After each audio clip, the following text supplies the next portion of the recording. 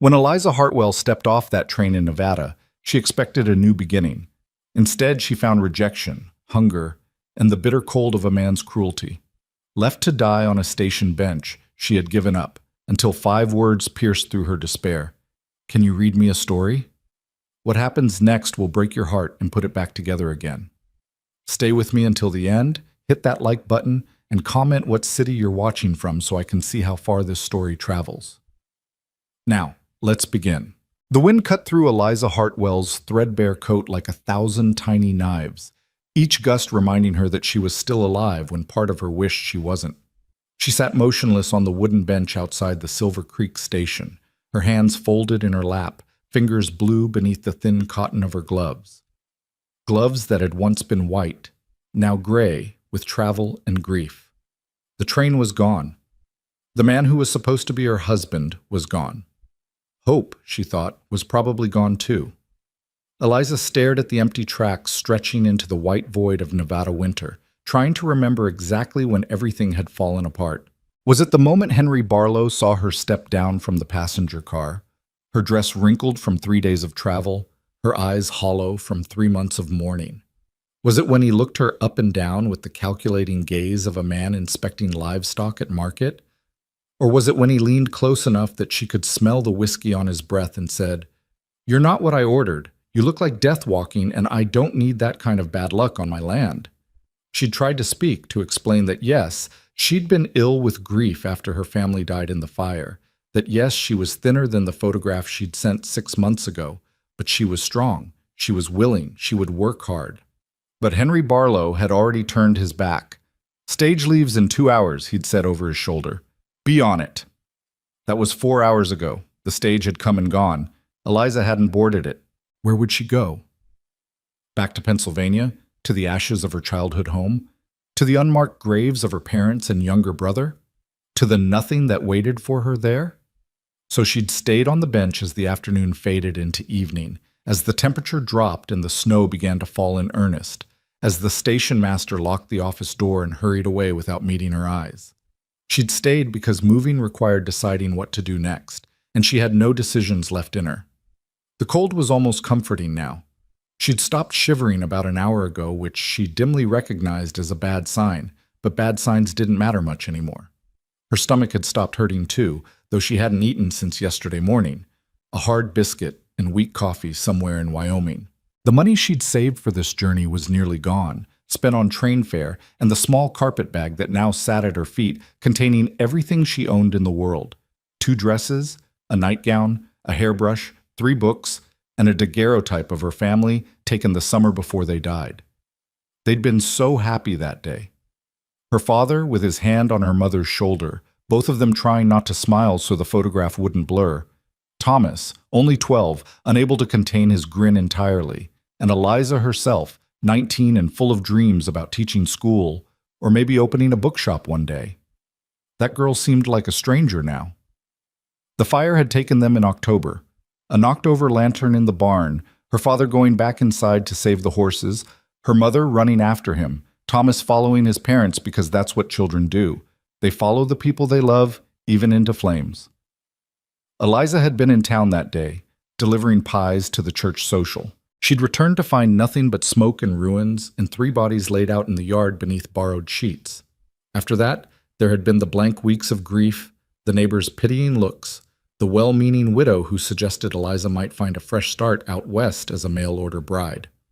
"You're a pretty girl still," Mrs. Henderson had said, as if prettiness mattered when you felt dead inside. "Smart, too. Some good man will be lucky to have you." So Eliza had written to the matrimonial agency, had corresponded with Henry Barlow through careful, polite letters that revealed nothing of her devastation. She'd sold what little remained, had boarded the train west with the desperate hope that perhaps in a new place, with a new purpose, she might find a reason to feel alive again. Instead, she'd found this: a frozen bench, an empty platform, and the growing certainty that she'd made a terrible mistake in not following her family into the fire when she'd had the chance. "I'm sorry," she thought, unsure whether she was apologizing to her dead family for surviving them or to herself for trying to go on living. "I'm so sorry I wasn't enough." The snow fell harder now, beginning to accumulate on her shoulders, her lap, the carpet bag at her feet. In the distance, lights glowed from the buildings of Silver Creek, a mining town clinging to the Nevada mountains. Population maybe 300 if you counted generously. There would be a boarding house there, probably, a saloon, a general store, places where a woman alone might find help. But Eliza couldn't make herself stand. Her legs wouldn't obey the command, and besides, what would she say? "Excuse me, I'm a mail-order bride who got rejected. Could you spare some charity?" The humiliation of it was worse than the cold. She closed her eyes. The darkness behind her lids was welcoming, soft. Maybe if she just rested here a little longer. "Excuse me, miss." The voice was small, high-pitched, definitely female, definitely young. Eliza forced her eyes open. Standing in front of her, knee-deep in the accumulating snow, was a little girl. She couldn't have been more than 6 or 7 years old, with the dark brown hair escaping from beneath a knitted cap and wide gray eyes that studied Eliza with unsettling intensity. The child wore a wool coat that looked slightly too large for her, and mittens connected by a string threaded through the sleeves. "Yes?" Eliza's voice came out as a croak. She couldn't remember the last time she'd spoken aloud. "Are you waiting for someone?" the girl asked. Her breath formed small clouds in the frigid air. "No." The admission hurt more than it should. "No, I'm not waiting for anyone." The child tilted her head, considering this. "Then why are you sitting in the snow?" It was such a reasonable question that Eliza almost laughed. Why was she sitting in the snow? Because moving seemed impossible. Because she had nowhere to go. Because sometimes giving up is easier than going on. "I suppose I'm just resting," Eliza said finally. "You look cold." "I am cold." "You should come inside. Papa says people can freeze to death if they stay outside too long when it's snowing." "Your papa is right." Eliza looked past the girl, searching for an adult who must be frantically looking for their child. But the platform was empty, the street beyond deserted. "Where is your papa, sweetheart?" "At the ranch. I came with Mr. Thompson to get supplies. He's in the store." The girl pointed vaguely toward the cluster of buildings. "But he talks forever when he sees people, so I got bored and went exploring." She said this matter-of-factly, as if wandering away from one's guardian was a perfectly reasonable decision. "You shouldn't wander off," Eliza said, though she had no authority to scold anyone. "It's dangerous, especially in the snow." "I can see the store from here." The girl was undeterred. She took a step closer, studying Eliza with those unnervingly intelligent eyes. "Are you sad?" The question, so direct and guileless, hit Eliza like a physical blow. "Yes," she whispered. "Yes, I think I am." "Why?" "How did you explain grief to a child? How did you put into words the way loss hollowed you out, left you a shell walking around in the shape of a person?" "I've lost some people I loved very much." The girl nodded solemnly. "I lost my mama. She got sick and died when I was 4. I don't remember her face much anymore, just how her voice sounded when she sang to me." Tears stung Eliza's eyes, the first tears she'd felt in weeks. Everything else had been dry and numb, but this child's simple honesty broke through something. "I'm sorry about your mama." "Thank you." The girl paused, then said, "Papa says it's okay to be sad about people who are gone. He says it means we love them. Your papa is a wise man, I guess." The child scuffed her boot in the snow. "He doesn't smile much anymore, though. And sometimes I hear him crying at night when he thinks I'm asleep." She looked up at Eliza. "Do you cry at night?" "Sometimes," Eliza admitted, "though lately I feel too tired even for that." They sat in silence for a moment, woman and child, both acquainted with loss. The snow continued its steady descent, and Eliza realized with distant surprise that she was shivering again. Maybe that was a good sign. Maybe her body had decided to keep fighting whether she wanted it to or not. "Do you like stories?" the girl asked suddenly. The question was so unexpected that Eliza blinked. "Stories?" "Books. Reading. Stories." The child's face brightened with enthusiasm. "I love stories. Papa tries to read to me, but he's not very good at it. He just says the words without making the voices different or anything. Mrs. Jenkins at church reads better, but I only see her on Sundays." Eliza hesitated. I used to like stories very much. I haven't read one in a while. Why not? Because reading required caring about something, and she'd used up all her caring, because stories had happy endings, and she didn't believe in those anymore, because opening a book felt like opening a door to a world she no longer had access to. I've been busy, she said instead. The girl looked skeptical, as if she could sense the lie. Then her expression transformed, lighting up with an idea that was clearly brilliant in her young mind. Can you read me a story? What? Can you read me a story, please? The child clasped her mittened hands together in a pleading gesture. I have a book in Mr. Thompson's wagon. It's about a princess who saves a dragon instead of the other way around. I've read it 100 times, but I want to hear how someone else tells it. Eliza stared at the girl. This small, persistent creature who had appeared out of the snow like something from a fairy tale herself. Every rational part of her brain said to decline politely, to send the child back to her Mr. Thompson, to return to the business of slowly freezing to death in peace. But then the girl said, Please, I don't have anyone else to ask. And something in those words, the loneliness, the hope, pierced through Eliza's carefully maintained numbness. I don't know, Eliza started to say. Please? Just one story? It's not even very long. And maybe it was because the girl's eyes reminded Eliza of her brother Thomas's eyes, gray and earnest and impossible to refuse. Maybe it was because someone was asking her for something, treating her as if she had value to offer. Maybe it was simply because saying yes was easier than explaining why she wanted to say no. All right, Eliza heard herself say. One story. The girl's face exploded into a smile so bright it seemed to push back the gathering darkness. Really? Oh, thank you. Wait right here.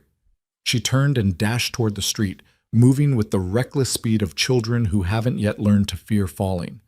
Be careful, Eliza called after her, surprising herself with the automatic concern. The girl was already out of sight, vanished into the snow and shadows. Eliza sat on the bench, waiting, wondering what she'd just agreed to. She should leave. She should stand up right now and walk away before the child returned. Should find somewhere warm to die more comfortably. The girl would be disappointed for a moment, but children recovered from small disappointments. They were resilient in ways adults could never be again. But Eliza didn't move. She told herself it was because her legs were too numb, too cold, but that wasn't entirely true. The truth was that for the first time in months, someone had asked her for something that wasn't apology or explanation or defense of her continued existence. Someone had looked at her and seen not grief or failure or bad luck, but a person who might read a story. It was such a small thing, absurdly small. And yet, I got it. The girl reappeared, half running, half sliding through the snow, clutching a book wrapped in oilcloth. She stumbled on the platform steps and nearly dropped it, but caught herself with the instinctive grace of a child used to moving through the world alone. Sorry, I tried to run fast so you wouldn't get colder. I'm all right, Eliza said, though she wasn't sure that was true. What's your name, sweetheart? Maggie. Maggie Reed. The girl settled onto the bench beside Eliza, tucking herself close in a way that suggested she was starved for physical closeness. What's yours? Eliza. Eliza Hartwell. That's pretty. Eliza. Maggie tested the name on her tongue, seeming to approve. She carefully unwrapped the book and held it out. This is The Dragon Princess. My mama bought it for me before she got sick. Papa says it was the last present she ever gave me. Eliza took the book with hands that trembled. From cold or emotion, she couldn't tell. The cover was worn, clearly loved, clearly read 100 times, just as Maggie had said. A dragon and a princess faced each other on the illustrated front, but unusually, the princess stood in a protective stance in front of the dragon, sword drawn against unseen enemies. It looks wonderful, Eliza said quietly. It is. Maggie bounced slightly on the bench. The dragon's name is Ember, and she's actually really nice, but everyone thinks she's scary because she's a dragon, and the princess is named Adeline, and she doesn't care what anyone thinks. She knows Ember is good. Are you going to read it now? Eliza opened the book to the first page. The print was small, The light was fading, and her eyes burned with cold and unshed tears. Under any rational assessment, this was a terrible idea. But Maggie was looking at her with such hope, such trust, such absolute certainty that Eliza was capable of this simple gift. So Eliza began to read. Once upon a time, in a kingdom where mountains touched the clouds, there lived a dragon who had forgotten how to breathe fire. Her voice was rusty at first, uncertain, the words catching in her throat. But as she read, something strange happened. The story began to pull her in despite herself, and with it, the simple awareness of Maggie beside her, the child's warmth, her steady breathing, the way she leaned forward slightly during the exciting parts and sighed with satisfaction during the gentle ones. Eliza found herself doing the voices without thinking about it. The princess got a brave, determined tone. The dragon spoke with a soft rumble. The villains were appropriately menacing. Maggie watched her with wide eyes, utterly absorbed, occasionally whispering yes or oh no at the appropriate moments. They were 3 chapters in when a man's voice cut through the darkness. "Maggie Reed, what in blazes do you think you're doing?" Both Eliza and Maggie jumped. Striding across the platform was a tall, rangy man in a heavy coat, his face shadowed by the brim of a worn hat. Even in the dim light from the station lamp, Eliza could see the tension in his shoulders, the worry and anger mixing in his expression. "Papa!" Maggie scrambled off the bench. "I was just... You wandered off without telling Mr. Thompson where you were going." The man, Maggie's father, reached them in 3 long strides. "I've been searching for you for the last 20 minutes. Do you have any idea how—" He stopped abruptly as his gaze fell on Eliza, really seeing her for the first time. Eliza stood on unsteady legs, clutching the book like a shield. She knew what he was seeing, a thin woman in travel-stained clothes sitting in the snow with his daughter, looking like nothing so much as a vagrant or worse. "I'm sorry," she said quickly. "Your daughter was just asking me to read to her. I meant no harm. Miss Eliza is nice, Papa," Maggie interrupted, moving to stand between them as if to protect Eliza from her father's judgment. "She reads the voices perfectly, and she didn't wander off on purpose. She's just resting because she's cold and sad." "Maggie," the man's voice softened slightly, but his eyes never left Eliza's face. "Go find Mr. Thompson. Tell him I said to wait for me at the wagon." "But Papa—" "Now, Maggie." The girl looked torn, glancing between her father and Eliza with obvious distress. Finally, she thrust the book at Eliza. "You keep it," she said urgently, "so you can finish the story when you're warmer. Promise you'll finish it?" "Maggie," her father started. "Promise?" Maggie's eyes were pleading. Eliza clutched the book, overwhelmed by the gift of it, the trust. "I promise," she whispered. Satisfied, Maggie turned and trudged off the platform, casting worried looks over her shoulder until she disappeared into the darkness toward town. Silence fell between Eliza and the man. She waited for him to demand his daughter's book back, to accuse her of trying to steal it, or corrupt his child, or any of the dozen things she might be accused of. Instead, he just studied her with an expression she couldn't quite read. "You're the mail-order bride," he said finally. It wasn't a question. Eliza felt heat flood her frozen cheeks. "I was," she corrected. I was rejected. By Mr. Barlow." Henry Barlow's a fool. The statement was flat, matter-of-fact. "But that doesn't explain why you're still sitting here freezing to death instead of finding shelter." What could she say? That shelter cost money she didn't have? That walking into town and begging for help felt like more than she could bear? That part of her had hoped the cold would simply solve all her problems? "I was resting," she said finally, echoing what she'd told Maggie. The man made a sound that might have been a laugh or a scoff. "Resting.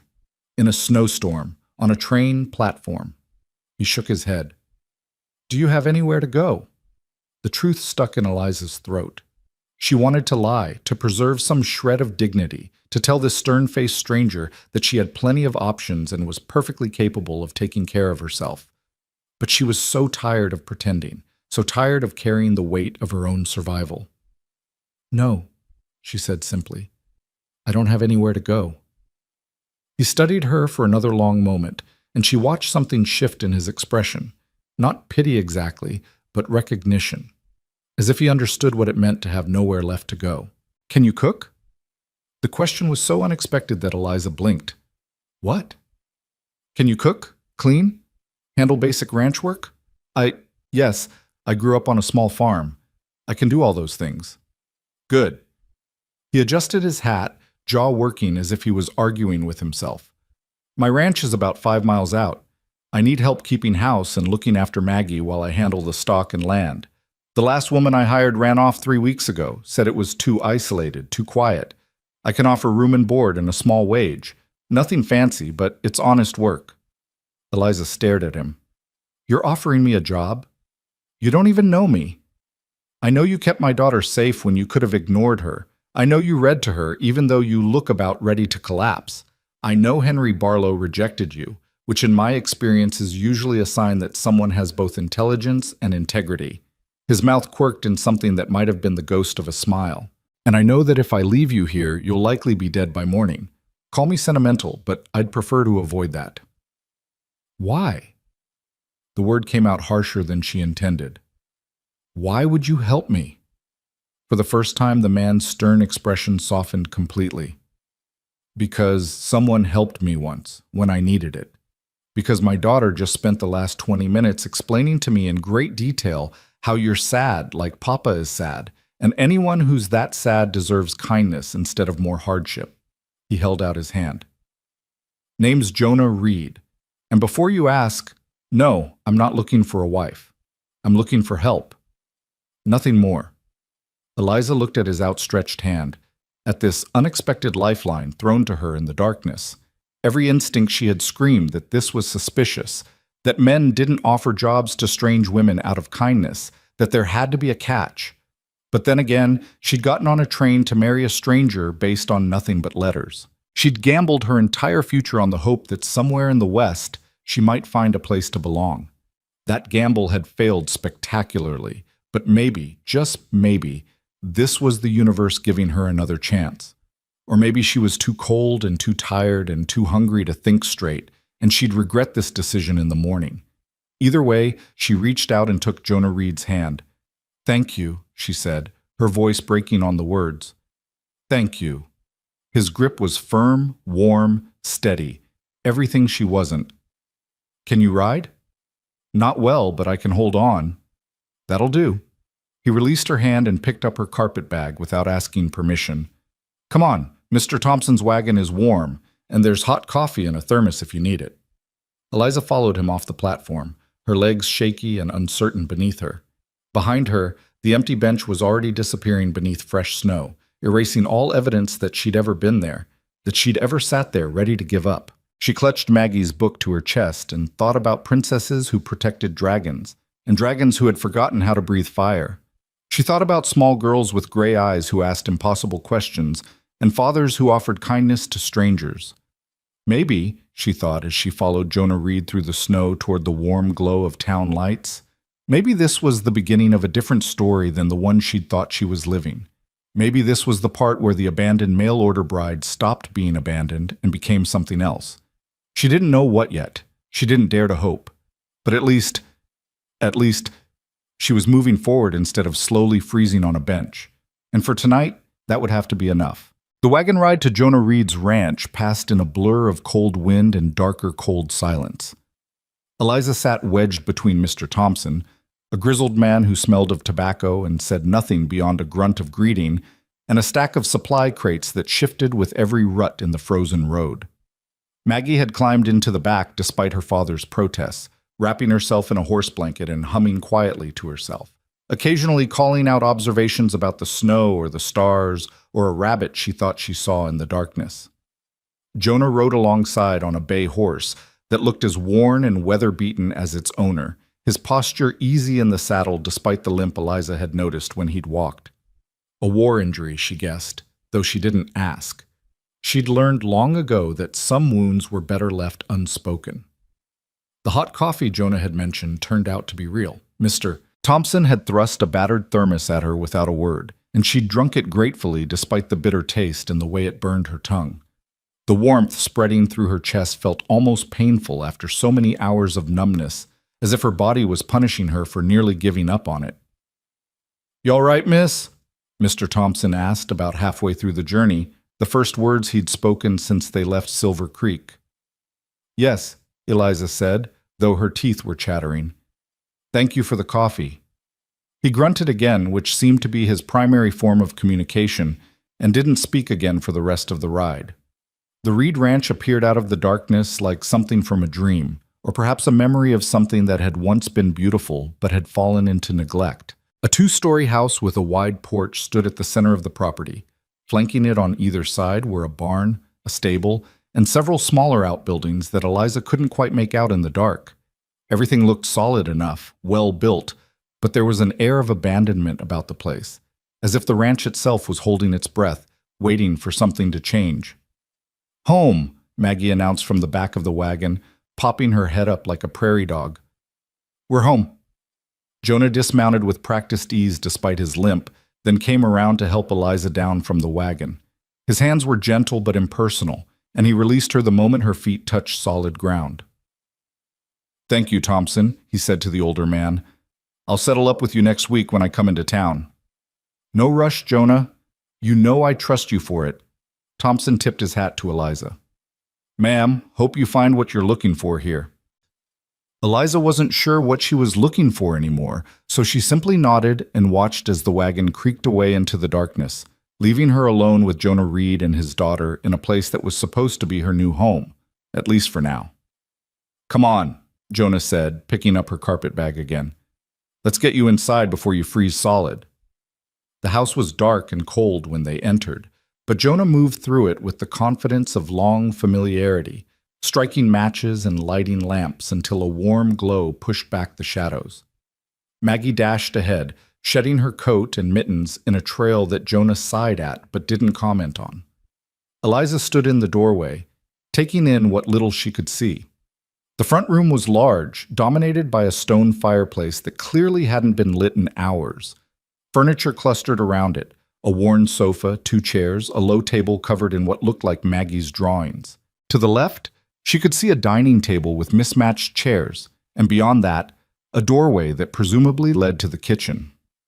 Everything was clean enough, but there was a masculine carelessness to the space, a sense that people lived here but didn't quite inhabit it.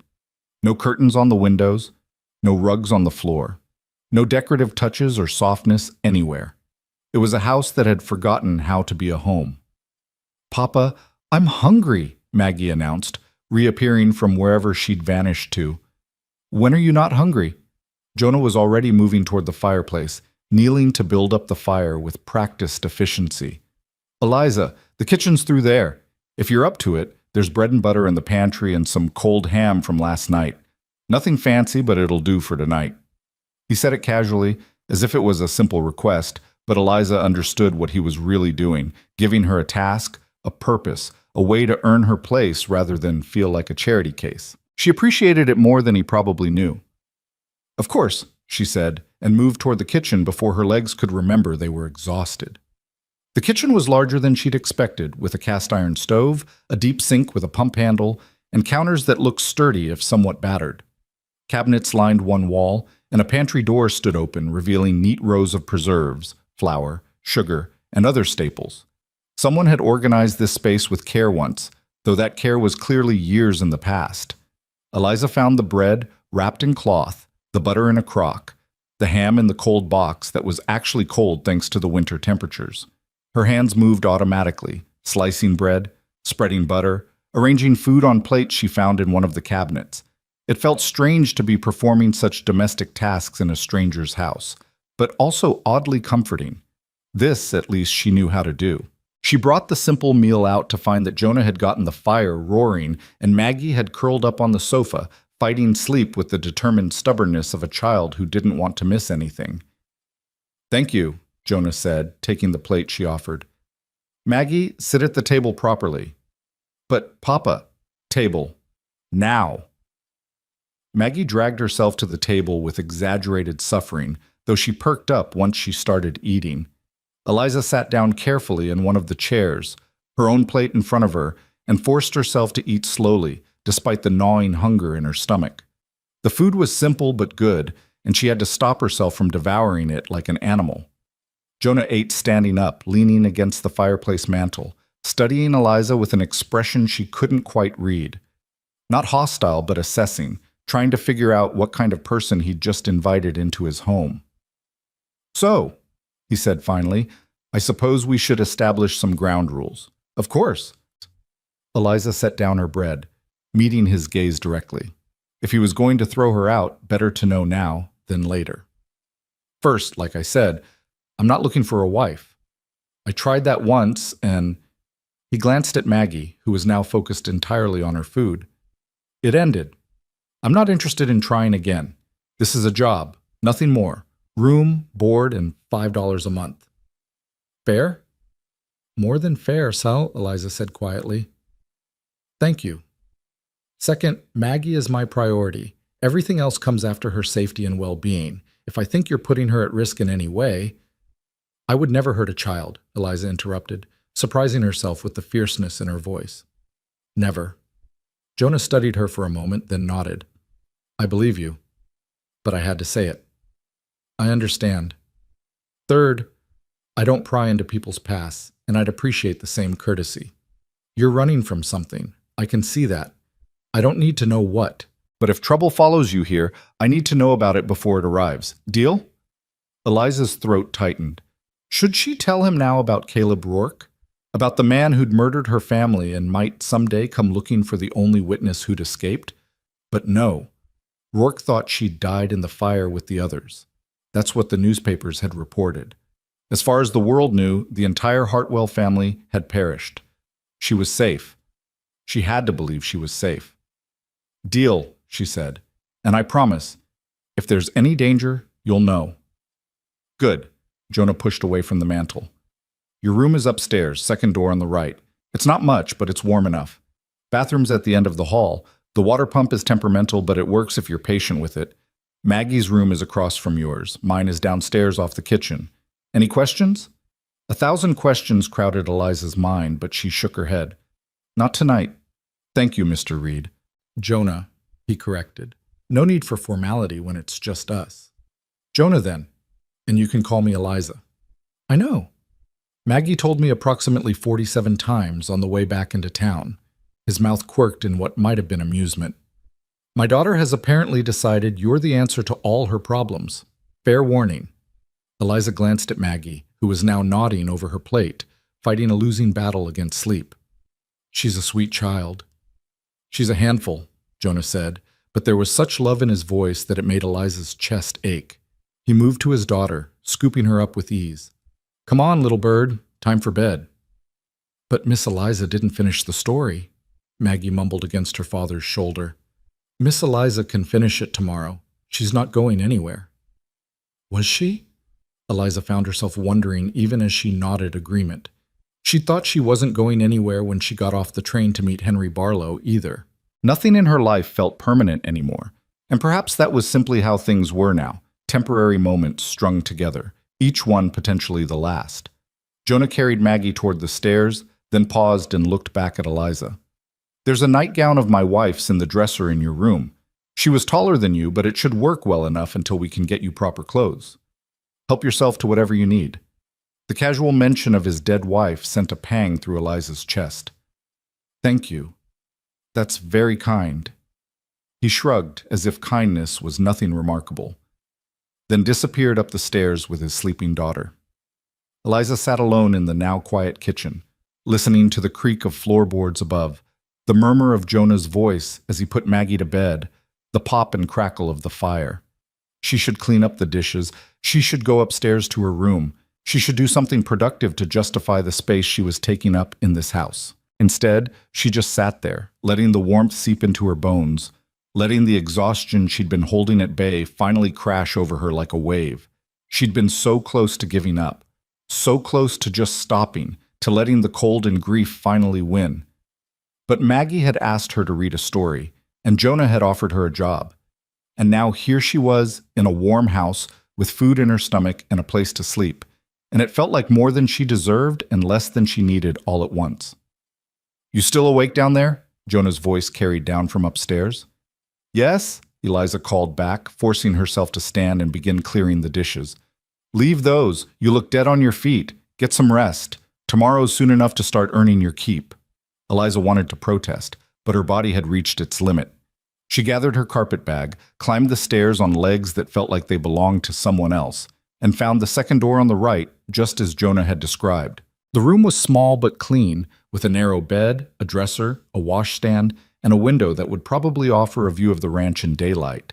A quilt in a faded star pattern covered the bed.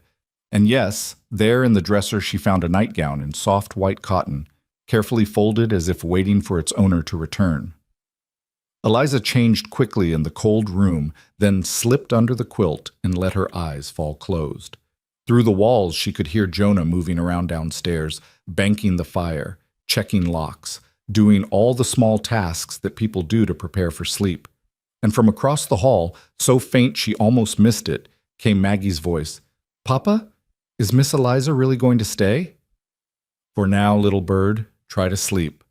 I hope she stays forever. I like her. I know you do, but don't get too attached, all right? People don't always stay. Mama didn't stay, Maggie said, and the sadness in those 3 words made Eliza's throat close. No, Jonah agreed softly. Mama didn't stay, but that wasn't her choice, remember? She loved you more than anything. Do you think Miss Eliza is sad like us? A long pause, then, yes, sweetheart. I think she's sad like us. Then maybe we can be sad together. That's better than being sad alone. Maybe it is. Now sleep, Maggie. No more questions. Eliza lay in the darkness of her borrowed room, in a dead woman's nightgown, in a house full of grief that matched her own, and felt the first stirrings of something she couldn't quite name. Not hope. She wasn't ready for hope, but perhaps the willingness to try, the willingness to see what tomorrow might bring, instead of wishing it wouldn't come at all. She fell asleep clutching Maggie's book, and for the first time in months, she didn't dream of fire. Morning came too early and too bright, sunlight streaming through the uncurtained window to wake Eliza from the deepest sleep she'd had since before the fire. For a moment, she forgot where she was, panic surging through her chest until she recognized the unfamiliar room, remembered the events of the previous night, and felt the panic slowly recede into something like cautious relief. She was still here, still alive, still, somehow, being given another chance. Downstairs, she could hear movement. The clatter of dishes, Maggie's high voice asking questions, Jonah's deeper tones responding. The smell of coffee drifted up through the floorboards, making her stomach growl with interest. Eliza dressed quickly in one of her 2 dresses, the better one, though both were worn past the point of respectability, and made her way downstairs to find the kitchen already occupied. Jonah stood at the stove, flipping flapjacks with the practiced ease of someone who'd been doing it for years. Maggie sat at the table, swinging her legs and chattering about something involving horses and snow and a story she'd heard at school. Neither of them noticed Eliza at first, and she took the opportunity to simply observe. In daylight, Jonah looked younger than she'd initially thought, probably not yet 35, though the lines around his eyes suggested he'd seen more than his share of hardship. His dark hair was slightly too long, as if he kept forgetting to cut it, and he moved with a careful economy that spoke of old pain-managed daily. The limp was more pronounced in the morning, she noticed, though he didn't seem to let it slow him down. Maggie, on the other hand, was pure energy barely contained in a small body. She'd apparently already been outside, if the snow melting on her boots was any indication, and her cheeks were flushed with cold and excitement. "Morning," Eliza said quietly from the doorway. Both of them turned, and Maggie's face lit up like the sunrise.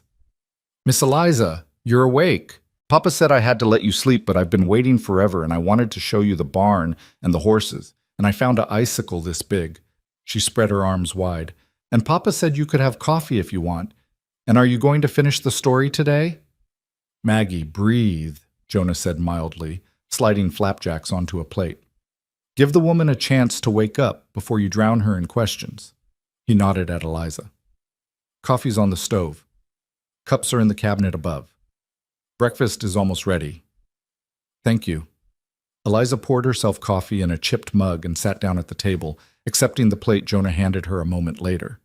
The flapjacks were simple but good, and she ate with more appetite than she'd had in months. Jonah sat down across from her with his own plate, studying her with that same assessing gaze from the night before. "You look better than you did. Less like a ghost." "I feel better. Thank you for all of this." He shrugged. "Like I said, I need the help. Speaking of which, what are you good at besides reading stories?" "I can cook, clean, mend clothes, tend a garden, preserve food, milk cows, gather eggs. Basically, anything that needs doing on a farm or ranch." Eliza paused. "I'm not much good with horses, and I've never handled cattle, but I'm willing to learn."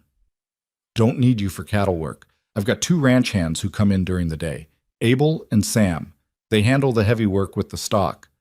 Jonah gestured vaguely at the house around them. "What I need is someone to keep this place from falling apart entirely. Cooking, cleaning, looking after Maggie when I'm out working, making sure we don't run out of basic supplies. The last woman I hired lasted 3 weeks before she decided the isolation was driving her mad and ran off with a traveling peddler." "I don't mind isolation," Eliza said quietly. "Sometimes it's preferable to company." Something flickered in Jonah's expression. "Understanding, maybe." "Fair enough. Well, the house is yours to manage however you see fit. I don't care about decorating or any of that, but if you want to make changes, go ahead.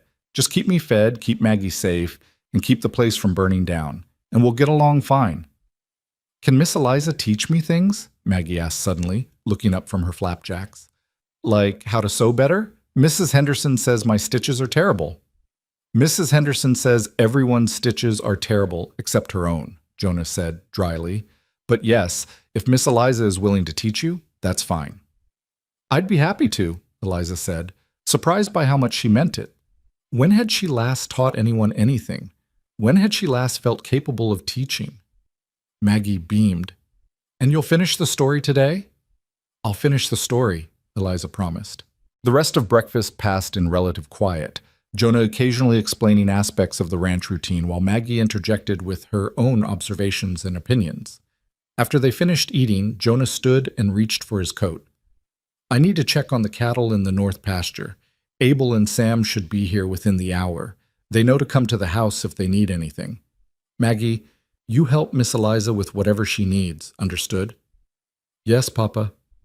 "And Eliza, take it easy today. Get your bearings. Settle in. Tomorrow's soon enough to start a proper routine." He paused at the door, looking back.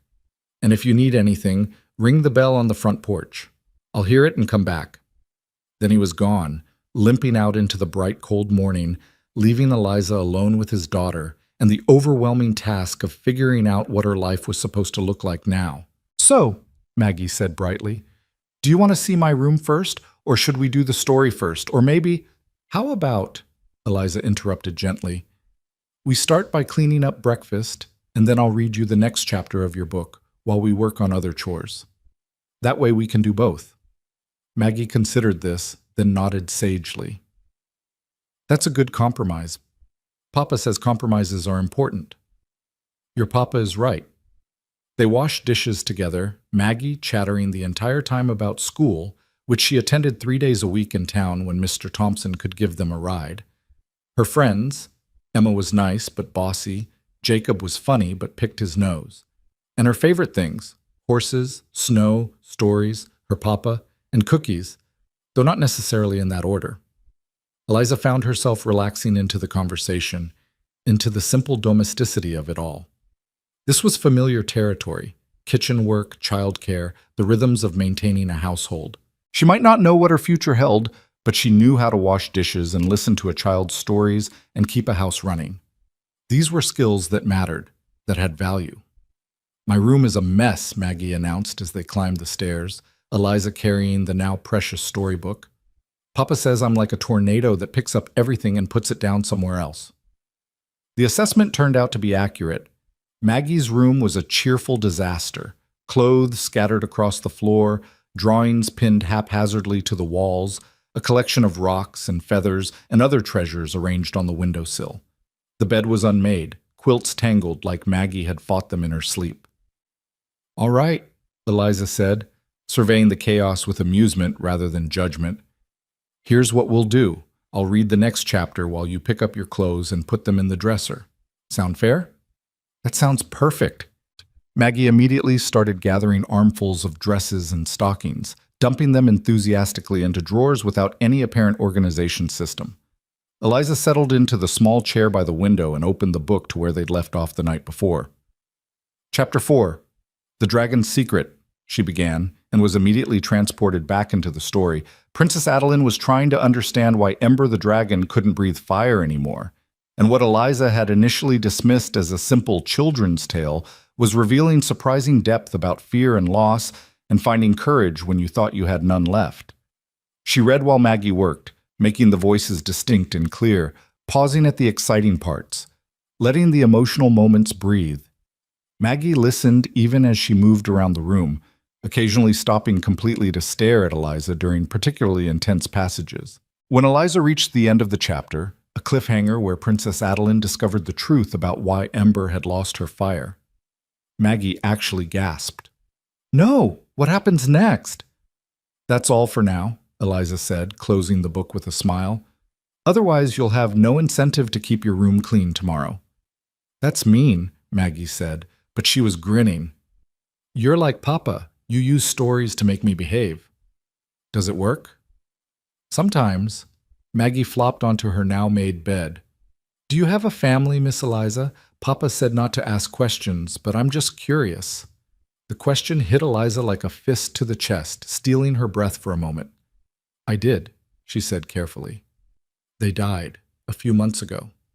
"Oh." Maggie's expression crumpled with sympathy. "That's terrible. Were you sad?" "Very sad. I'm still sad, actually." "Me too. About Mama." Maggie picked at her quilt. "Sometimes I forget to be sad because I'm busy, and then I remember and feel bad that I forgot." I don't think that's wrong," Eliza said softly. "I think that's how grief works. It comes and goes like waves. Your mama wouldn't want you to be sad all the time." "Papa says that too." Maggie looked up, eyes shining with unshed tears. "Do you think people can be happy again after someone dies? Or are they just pretending?" It was such a profound question from such a small person that Eliza had to take a moment to consider her answer. "I think," she said slowly, "that happiness looks different after. It's not the same as before, but it can still be real. Does that make sense?" Maggie nodded slowly. "I think so. Papa laughs sometimes now. Not a lot, but sometimes. And it seems real." "Then it probably is." They sat in comfortable silence for a moment, two people acquainted with loss finding unexpected kinship in a child's bedroom. Then Maggie brightened suddenly, shaking off the melancholy like a dog shaking off water. "Want to see the barn? We have 4 horses and 17 chickens, and a cat named Bucket, who doesn't like anyone but me and Papa." Eliza laughed despite herself. "A cat named Bucket?" "She was found in a bucket when she was a kitten. Papa said it was easier to just call her that than think up something fancy." "Your Papa has a point. All right, show me the barn." The tour of the ranch took most of the morning. The barn was well maintained despite everything else. The horses healthy and friendly, the chickens chaotic but productive. Bucket the cat proved to be as antisocial as advertised, hissing at Eliza from the hayloft before disappearing entirely. Maggie showed her everything with proprietorial pride: the tack room, the feed storage, the small vegetable garden that was dormant under snow but would need attention come spring. Abel and Sam appeared around mid-morning, 2 weather-beaten men in their 40s who tipped their hats to Eliza and made no comment about her sudden appearance beyond welcoming her to the ranch. They had their own work to attend to, and after brief pleasantries, they headed off to join Jonah with the cattle. By noon, Eliza had a better sense of the property and its rhythms. It wasn't a large operation, maybe 50 head of cattle, the small string of horses, the chickens, and a few other animals she hadn't met yet. But it was Jonah's, maintained through hard work and determination, and she could see the care he took with it even in small details. She made lunch from the supplies in the pantry, soup from preserved vegetables and salt pork, fresh bread that she'd started early in the morning while Maggie was still organizing her room. When Jonah returned at 1 o'clock with Abel and Sam, he He stopped in the doorway and simply stared at the set table, the steaming bowls, the smell of fresh bread filling the kitchen. "Something wrong?" Eliza asked, suddenly worried she'd overstepped. "No," Jonah said quietly. "Just hasn't smelled like this in here since—" He didn't finish the sentence, but she understood. They ate together, the three men discussing ranch business, while Maggie told Eliza in great detail about every single chicken and its personality. After lunch, Abel and Sam returned to work, and Jonah lingered for a moment. "Thank you," he said to Eliza, "for the food, and for—" He gestured vaguely at Maggie, who was already pulling on her coat to go back outside. "Keeping her entertained. She's been happier today than I've seen her in weeks." "She's easy to spend time with," Eliza said honestly. "She can be. She can also be a terror." But he was smiling when he said it, that rare expression that transformed his stern face into something almost boyish. "I'll be back before dark. There's meat in the cold box if you want to make something for supper." "I'll figure something out." He nodded and left, and Eliza spent the afternoon settling into routines: laundry, mending, planning meals, organizing the kitchen the way she preferred. Simple, mundane tasks that nonetheless gave her a sense of purpose she'd been missing for far too long. That evening, after a supper of roasted chicken and potatoes that Jonah praised with genuine appreciation, they sat by the fire together. Maggie brought out her book again, and this time Jonah listened too. His eyes closed as Eliza read about Princess Adeline's determination to help Ember remember her fire. When Maggie finally fell asleep against her father's shoulder, Jonah carried her upstairs without waking her. He returned a few minutes later to find Eliza banking the fire for the night. "She told me you explained grief to her," he said without preamble. "Thank you for that. I've tried, but I'm not good with words." "You're good enough," Eliza said. "She knows you love her. That's what matters." Jonah was quiet for a moment, then, "My wife, Rebecca, she died 2 years ago. Fever. It came on fast, took her in less than a week. Maggie barely remembers her now, and that—" He stopped, swallowing hard. "That might be a mercy. I don't know." "I'm sorry," Eliza said, because what else was there to say? "Me too." He moved to the window looking out at the snow-covered yard. "I wasn't lying when I said I'm not looking for a wife. I don't have room in my life for that kind of complication. But I'm grateful you're here. Today felt almost normal, in a good way." "I'm grateful too," Eliza admitted. "Yesterday I thought I was done. Finished. And today I made bread and did laundry and read stories, and it felt like maybe I could survive after all." Jonah turned to look at her, and in the firelight, his expression was gentle. "We're all just surviving, Eliza. Some days better than others. But yeah, I think you can survive. I think maybe we all can if we just keep getting up in the morning." It wasn't a profound statement, and it certainly wasn't poetry. But standing in that warm kitchen with a man who understood grief the way she did, Eliza felt something shift inside her chest. Not hope exactly, but perhaps the willingness to believe that hope might be possible again someday. "Good night, Jonah," she said softly. "Good night, Eliza. See you in the morning." And as she climbed the stairs to her borrowed room in a house that was beginning to feel less strange, Eliza realized that yes, she would see them in the morning, and the morning after that, and the one after that, for as long as they would have her. It wasn't the life she'd planned. It wasn't even the life she'd hoped for when she'd stepped off that train in Silver Creek. But maybe, just maybe, it was the life she needed. If you or someone you know is having a difficult time, free support is available. Find resources. 3 weeks passed in a rhythm that felt almost like healing. Eliza rose each morning before dawn to start the fire and prepare breakfast, finding a quiet satisfaction in the predictable routines of ranch life. Jonah worked from sunrise to sunset, his presence steady and undemanding, while Maggie filled the house with laughter and questions and an energy that seemed inexhaustible. They became a unit of sorts, 3 broken pieces that somehow fit together into something that functioned, if not perfectly, then well enough. Eliza had almost convinced herself that she could stay here forever, that the past was finally past, that Caleb Rourke would never find her because he believed she was dead and buried alongside her family.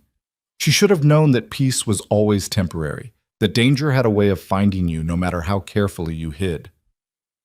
The morning it all fell apart started like any other. Jonah had ridden out early to check fence lines in the western pasture. Abel and Sam were mucking out the stables, and Maggie had begged to help Eliza in the barn, promising she'd be careful and responsible, and all the things 7-year-old girls promise when they want something badly enough. "Can I climb up to the loft?" Maggie asked, already halfway up the ladder before Eliza could answer. "I want to check on Bucket's new kittens." "Be careful," Eliza called, carrying an armful of fresh straw to the horse stalls. "And don't try to pick up the kittens if Bucket is being protective." "I won't," Maggie's voice floated down from above, followed by her delighted squeal. "Oh, Miss Eliza, there are 5 of them, and they're so tiny, and—" The scream that followed was pure terror. Eliza dropped the straw and ran, her heart hammering against her ribs. She reached the base of the ladder just as Maggie fell, tumbling through the air in what seemed like horrible slow motion. The girl's body hit the ground with a sickening thud, her head striking the corner of a wooden feed trough, and then she was lying there motionless, blood already pooling beneath her. "Maggie!" Eliza was on her knees beside the child, her hands trembling as she checked for breathing, for a pulse, for any sign of life. Maggie's chest rose and fell. Thank everything, she was breathing, but her eyes were closed and blood was pouring from a gash on her temple, soaking into her hair, staining Eliza's hands red. "Help!" Eliza screamed toward the stable, her voice breaking. "Abel! Sam! Someone help!" She pressed her hand against the wound, trying to stop the bleeding, but it kept coming, hot and slick between her fingers. Maggie's face was too pale, her breathing too shallow, and Eliza could feel panic rising in her throat like bile. "Don't you die," she whispered fiercely. "Don't you dare die, Maggie Reed. Your father needs you. I need you. Stay with me." Abel appeared in the barn doorway, took one look at the scene, and went white. "Sweet mercy, what happened?" "She fell from the loft. Get Jonah, now!" Eliza's voice was sharp with command, with desperation. "And send Sam for the doctor in town." Abel ran and Eliza focused on the child in her arms. The bleeding was slowing. Head wounds always bled worse than they were, she told herself, even as her heart screamed that this was bad. This was very bad. She needed bandages. She needed help. She needed... Maggie's eyes fluttered open, unfocused and confused. "Miss... Eliza?" "I'm here, sweetheart. I'm right here." Eliza's voice shook despite her best efforts. "You fell, but you're going to be fine. Just stay still for me, all right?" "Hurts," Maggie whimpered and started to cry, thin, frightened sounds that broke Eliza's heart. "I know it hurts, I know, but you're so brave, Maggie. So brave."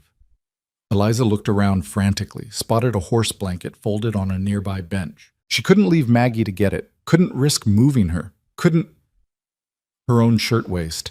It was old anyway, already stained with work. Eliza grabbed the hem and tore, ripping a long strip of fabric free. She pressed it against Maggie's wound, applying pressure the way her mother had taught her years ago when Thomas had split his chin open falling from a tree. "Tell me a story," Maggie whispered, her small hand finding Eliza's. "The princess. And the dragon." Eliza's throat closed with emotion, but she forced words out past the fear. "Once there was a princess who loved a dragon," she began, her voice rough. "And the dragon had forgotten how to breathe fire. But the princess knew. She knew that the fire was still inside, just waiting to be remembered." Maggie's eyes were closing again, and panic surged through Eliza. No, stay awake, sweetheart. Keep your eyes on me. Can you do that? Just keep looking at me." "Tired." "I know, but you need to stay awake. Just until your papa gets here. He's coming, I promise. He's coming," and... The barn door crashed open and Jonah was there, his face a mask of controlled terror. He crossed the distance in 3 strides, despite his limp, dropped to his knees beside them, and his hands hovered over his daughter as if he was afraid to touch her, afraid she might break beneath his fingers. "What happened?" His voice was deadly calm in a way that was somehow worse than shouting. "She fell from the loft, hit her head on the trough. She's bleeding, but she's conscious, breathing steady." Eliza was babbling, she knew, but couldn't seem to stop. "I've been keeping pressure on the wound, and Sam went for the doctor and..." "Papa?" Maggie's voice was so small, so frightened. "I'm here, little bird." Jonah's hand finally settled on his daughter's arm, gentle as a prayer. Papa's here. You're going to be just fine. Hurts, Maggie said again, tears streaming down her pale cheeks. I know it hurts. Oh, but Miss Eliza is taking good care of you, and the doctor is coming, and... His voice cracked just for a moment before he pulled it back under control. And you're going to be fine because you're strong, Maggie. You're my strong girl. They waited like that, the three of them frozen in a tableau of fear and love, while Abel hovered anxiously in the doorway and the minutes stretched into eternities. Eliza kept talking, kept telling the story about Princess Adeline and Ember the dragon, kept Maggie's attention focused on anything but the pain. Jonah held his daughter's hand and didn't look away from her face, as if he could keep her alive through sheer force of will. When Maggie's eyes started to drift closed again, real panic edged into Jonah's voice. Maggie, stay awake. Look at me. Look at Papa. So tired. I know, but you can't sleep yet. Not yet. Talk to me. Tell me about the kittens. You saw Bucket's kittens, right? 5, Maggie whispered. 5 little ones. Eliza met Jonah's eyes over his daughter's body and saw her own terror reflected there. The bleeding had slowed but not stopped, and Maggie was too pale, too drowsy, too still. Where was the doctor? How long did it take to ride 5 miles into town and back? I'm sorry, Eliza said, the words tumbling out before she could stop them. I should have watched her more carefully. I should have made her stay on the ground. I should have... Don't. Jonah's voice was sharp. Don't apologize for an accident. Kids fall. It's what they do. He swallowed hard. You kept her alive. You stopped the bleeding. That's what matters. But Eliza could see the question in his eyes, the one he was too fair to ask aloud. Why did you let my daughter climb that ladder? Why weren't you watching more carefully? Why didn't you keep her safe? She had no answers. Only the terrible weight of guilt and the prayer that Maggie would survive to give her the chance to make it right. The doctor finally arrived an hour later, an hour that felt like days, and took over with brisk efficiency. He cleaned the wound, pronouncing it nasty but not catastrophic, and stitched Maggie's head while she whimpered and Jonah held her still, and Eliza stood uselessly to the side, her hands still covered in drying blood. She'll need to rest for several days, the doctor said, bandaging the wound with practiced hands. No running, no playing, no excitement. Watch for signs of confusion, excessive drowsiness, vomiting.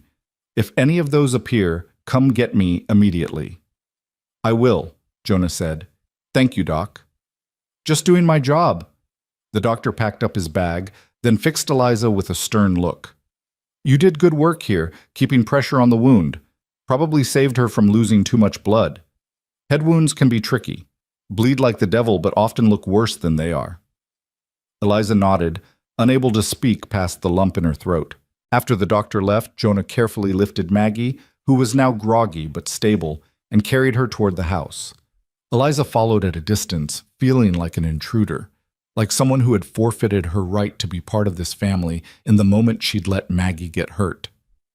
They settled Maggie in her bed with extra pillows and blankets, and she fell asleep almost immediately, exhausted by pain and fear. Jonah sat beside her, one hand resting on her arm as if to reassure himself she was still breathing, still alive. Eliza stood in the doorway, unsure whether to stay or go, to speak or remain silent. Finally, she said, I'll make some broth, something light for when she wakes up. Jonah didn't look away from his daughter. Thank you. The words were polite but distant, and Eliza felt the gap between them opening like a chasm. She retreated to the kitchen, scrubbed the blood from her hands until her skin was raw, and tried to stop shaking. She'd almost lost Maggie. This child who'd become so important so quickly, who'd asked her to read stories and taught her how to laugh again, Eliza had almost let her die through carelessness, through a moment of inattention that could have cost everything. The broth went forgotten on the stove as Eliza sank into a chair and finally let herself cry, deep, wrenching sobs that came from somewhere primal and terrified. She'd already lost everyone she loved once.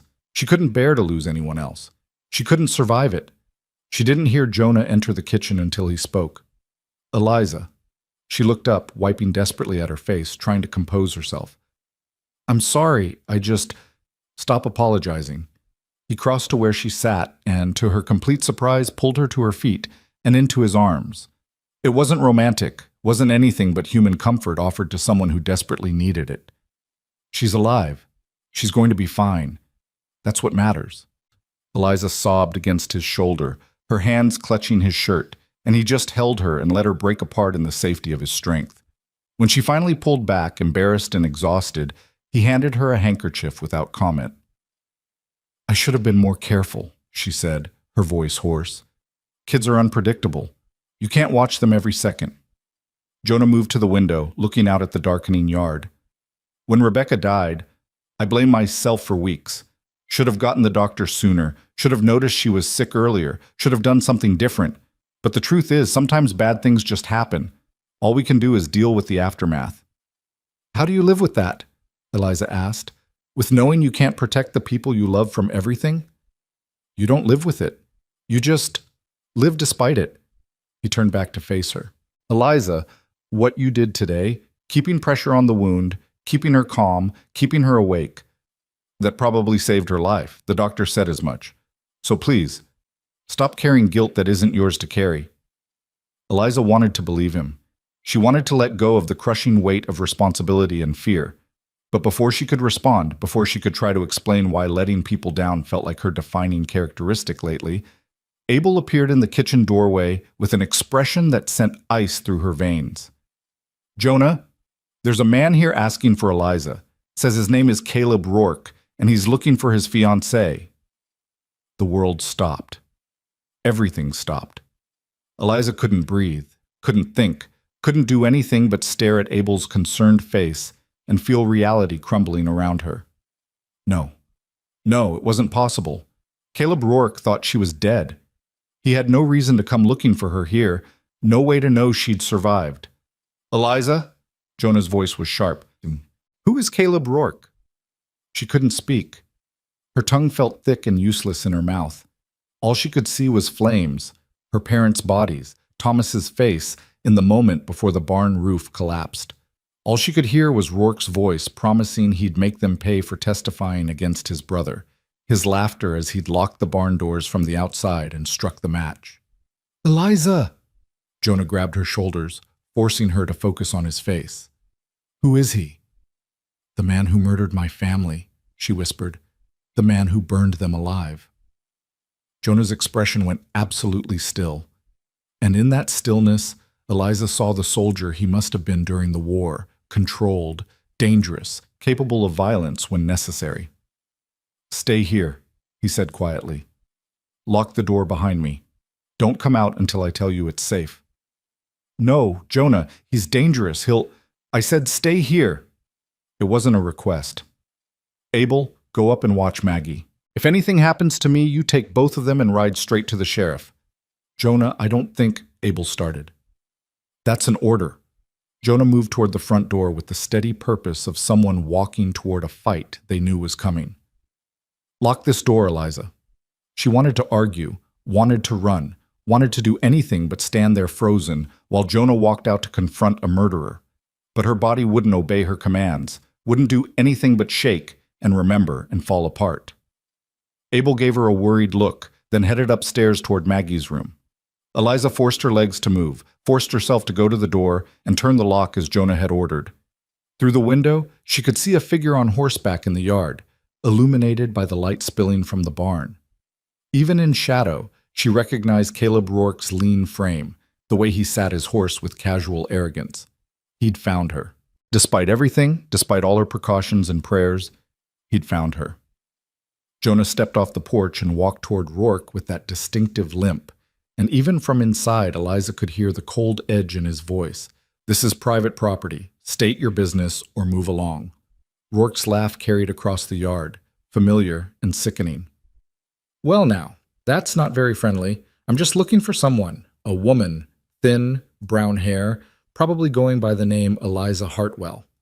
Ring any bells?" "Can't say it does." "Really? Because I heard in town that Jonah Reed recently hired a woman matching that description. Funny coincidence, don't you think?" "What's your interest in this woman?" "She's my fiancée. Ran away from home after a family tragedy. been sick with grief, not thinking clearly. I've been searching for her for months, and I'd very much like to take her back where she belongs." It was such a smooth lie, delivered with such convincing concern that anyone who didn't know better would believe it. But Eliza knew better. She knew exactly what Caleb Rourke was capable of. "Even if I did know this woman," Jonah said, his voice flat, "what makes you think she'd want to go anywhere with you?" "Because she's not well, friend. Grief does terrible things to people. Makes them imagine things that aren't true, believe things that didn't happen. She needs someone to take care of her, help her heal." Rourke dismounted, moving closer to Jonah with predatory ease. "So why don't you just send her out here and we can all go about our business peacefully?" "And if I don't?" The temperature in the yard seemed to drop. "Then I'd have to assume you're holding her against her will, maybe even taking advantage of a vulnerable woman. Sheriff might be interested in hearing about that." Eliza's hands clenched into fists. He was threatening Jonah, threatening to destroy everything she'd found here, and it was all her fault. She should have told Jonah the truth from the beginning. She should have been honest about the danger instead of hoping it would never catch up to her. She had to fix this. She had to protect Jonah and Maggie the way they'd protected her. Before she could talk herself out of it, Eliza unlocked the door and stepped out onto the porch. Both men turned to look at her, and she saw Rourke's face split into a smile that made her stomach turn. "There she is. Eliza, darling, I've been so worried." "I'm not going anywhere with you," Eliza said, proud that her voice only trembled slightly. "You're not my fiancé. You're a murderer, and if there's any justice in this world, you'll hang for what you did to my family." Rourke's smile didn't waver, but his eyes went cold. "Still telling that story, are you?" "The fire was an accident, Eliza. Everyone knows that. You're confused, traumatized. You need help." "The fire was no accident. You locked my parents and brother in the barn and set it ablaze because we testified against your brother. I saw you do it." "Did you?" Rourke took a step forward, and Jonah immediately moved to block his path. "Or did you imagine it? You were quite hysterical that night, from what I heard. Grief can make people see things that aren't there." "I know what I saw. And I know that no court will ever believe the word of a traumatized woman over a respected member of the community." Rourke's smile widened. "Face it, Eliza. You have no proof, no witnesses, nothing but your own confused memories. You can keep running, or you can come with me now and get the help you so clearly need." "She's not going anywhere with you," Jonah said quietly, and there was something in his voice that made even Rourke pause. "You're not welcome on my land. Leave now, or I'll make you leave." "Is that a threat?" "It's a promise." But Jonah's hand moved to rest on the gun at his hip, a revolver Eliza had noticed but never seen him touch before. "You've got 10 seconds to get back on that horse and ride out of here." Rourke's expression finally cracked, revealing the violence beneath the veneer of civility. "You're making a mistake, friend. I'll be back with the law, and when I do, then you'll have the chance to repeat your lies to the sheriff and see if he believes you any more than I do. But tonight, right now, you're leaving my property. 10, 9, 8. For a moment, Eliza thought Rourke would refuse, would draw his own weapon and turn this confrontation into bloodshed. But then he saw something in Jonah's face, perhaps the willingness to follow through on his threat, perhaps the cold calculation of a man who'd killed before and wouldn't hesitate to do it again, and took a step back toward his horse. "This isn't over," Rourke said, swinging back into the saddle. "I'll be back, Eliza. Count on it." "If you come back," Jonah said conversationally, "I'll shoot you for trespassing. Fair warning." Rourke stared at them both for a long moment, his face a mask of barely controlled fury. Then he wheeled his horse and rode off into the darkness, disappearing down the long drive toward the main road. The silence he left behind was deafening. Eliza's legs gave out, and she sat down hard on the porch steps, her whole body shaking with delayed shock. Jonah stood in the yard for another minute, watching the darkness as if expecting Rourke to return, then finally turned and walked back to where Eliza sat. "Inside," he said. "We need to talk." She followed him into the kitchen on numb legs, watched as he checked every window and door, ensuring they were locked.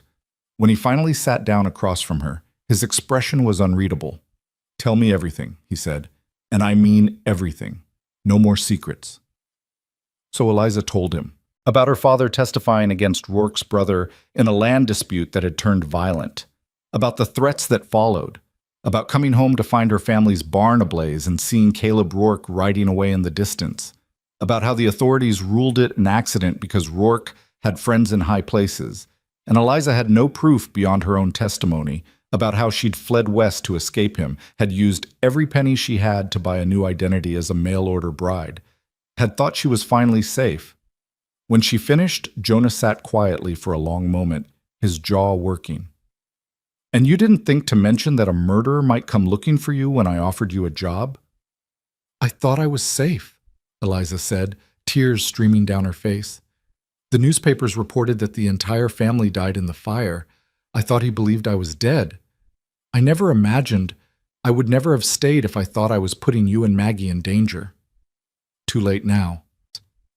But his voice wasn't angry, just tired. "He knows you're here. He'll come back, probably with the law, trying to get you arrested for something or declared incompetent or some other legal maneuvering. And if that doesn't work, he'll try something else," Eliza finished. "Something more direct. Jonah, I'll leave tonight. I'll go right now, lead him away from here. Don't be stupid. You'd be dead within a day." Jonah stood and began pacing, his limp more pronounced with stress. "No, we need to be smart about this. First thing tomorrow, I'm riding into town to talk to the sheriff, explain the situation. If Rourke tries anything official, at least we'll have our side of the story on record first. The sheriff won't believe me any more than the law in Pennsylvania did. Maybe not, but he'll believe me." Jonah stopped pacing and looked at her directly. "I wasn't just any soldier during the war, Eliza. I was an officer. I commanded men, and after the war I served as a territorial marshal for 3 years before I bought this ranch. Sheriff Brennan knows me. He knows I don't lie and I don't tolerate criminals. If I tell him Rourke threatened you, he'll listen." Hope, fragile and painful, bloomed in Eliza's chest. "You'd do that? Put yourself on the line for me? You're part of this household now. That makes you my responsibility." He said it matter-of-factly, as if it was obvious, as if 3 weeks was enough time to create that kind of loyalty. "Besides, Maggie would never forgive me if I let anything happen to you, and frankly, neither would I." Before Eliza could respond, a small voice came from the stairs. "Papa?" They both turned to see Maggie standing there in her nightgown, the bandage white against her dark hair, her face pale and frightened. "I heard shouting. What's wrong?" Jonah crossed to his daughter and scooped her up gently, mindful of her injury. "Nothing you need to worry about, little bird. Just some business with a confused man. How's your head?" "Hurts." Maggie looked over her father's shoulder at Eliza. "Miss Eliza, why are you crying?" Eliza wiped hastily at her face. "Just worried about you, sweetheart. You gave us quite a scare today."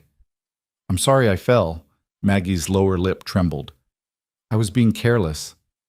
"Accidents happen," Jonah said firmly. "No one's angry at you. Now, let's get you back to bed before you make that head wound worse by staying up too late."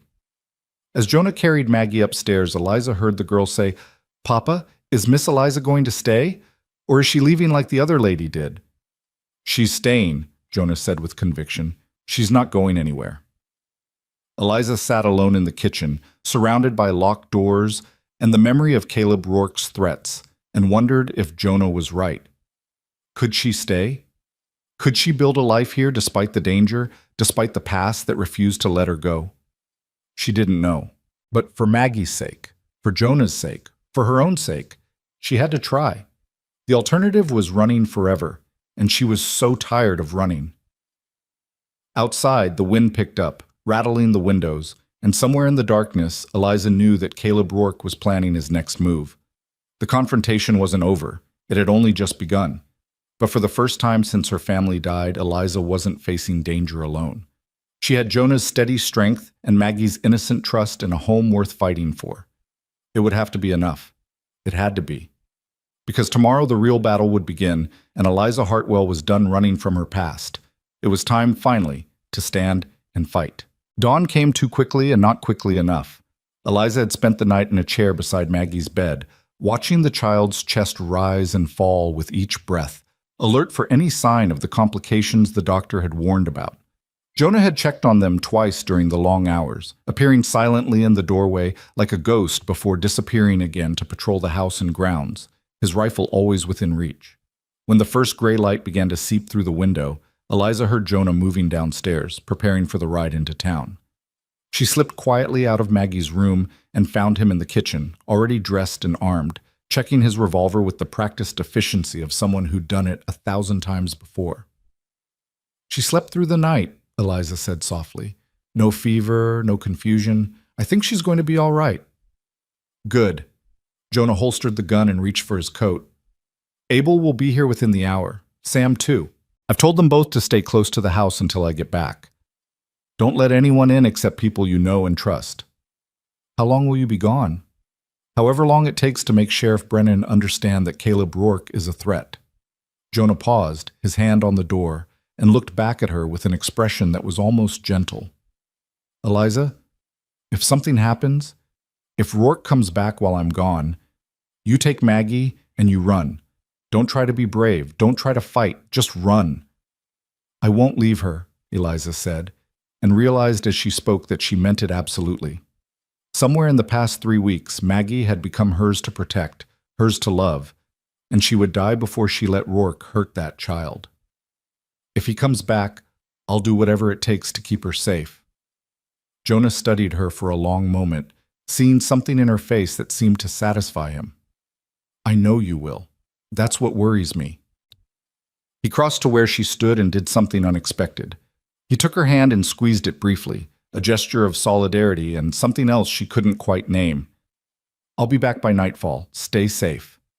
Then he was gone, the sound of his horse's hooves fading into the cold morning, leaving Eliza alone with a sleeping child and the weight of responsibility she'd never asked for, but somehow couldn't bear to put down. The morning passed in tense quiet. Maggie woke hungry and cranky, which the doctor had said was a good sign, and demanded that Eliza finish the story about Princess Adeline and Ember, the dragon.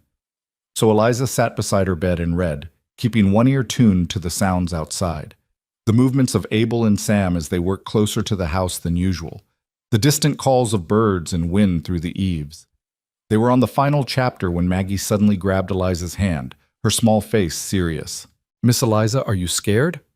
There was no point in lying to a child who'd already seen too much. "Yes, sweetheart, I'm scared." "Of the bad man who came last night?" "Yes." "Why does he want to hurt you?" Eliza closed the book carefully, buying time to find the right words. "Because I saw him do something terrible, and he's afraid I'll tell people the truth about what he did." "You should tell," Maggie said with the absolute certainty of a child. "If someone does something bad, you're supposed to tell. That's what Papa always says." "Your Papa is right. And I am telling. He's telling the sheriff right now, but sometimes, even when you tell the truth, people don't believe you." Maggie frowned, processing this. "That's not fair." "No," Eliza agreed. It's not fair at all." "Is that why you're sad all the time? Because people didn't believe you?" The question hit harder than expected. "I'm sad because the bad man hurt people I loved, my family. They died because of what he did." "Like my mama died." Maggie said it matter-of-factly, but her grip on Eliza's hand tightened. "Papa says Mama would want me to be happy, even though she's gone. Do you think your family would want you to be happy too?" Eliza's vision blurred with sudden tears. Out of the mouths of children came wisdom that adults spent years trying to understand. "Yes," she whispered. "Yes, I think they would." "Then you should try," Maggie said earnestly. "To be happy, I mean. Because you're nice and you read stories really good, and I like you being here, and it would be sad if you were sad forever." Eliza pulled the child into a careful hug, mindful of her bandaged head, and let herself cry quietly against Maggie's small shoulder. This girl, this brave, brilliant little girl who'd lost her mother and nearly died herself just yesterday, was somehow trying to comfort the broken adult who was supposed to be caring for her. "I'll try," Eliza promised. "I'll try to be happy, for you and for them." "Good." Maggie settled back against her pillows with satisfaction. "Now finish the story. I want to know if Princess Adeline figures out how to help Ember breathe fire again." So Eliza read the final chapter, her voice still thick with emotion, and they discovered together that the dragon had never really lost her fire. She'd only forgotten she had it, buried it deep inside out of fear of hurting someone she loved. And Princess Adeline's gift wasn't teaching the dragon to breathe fire again, but reminding her that fire wasn't just destruction.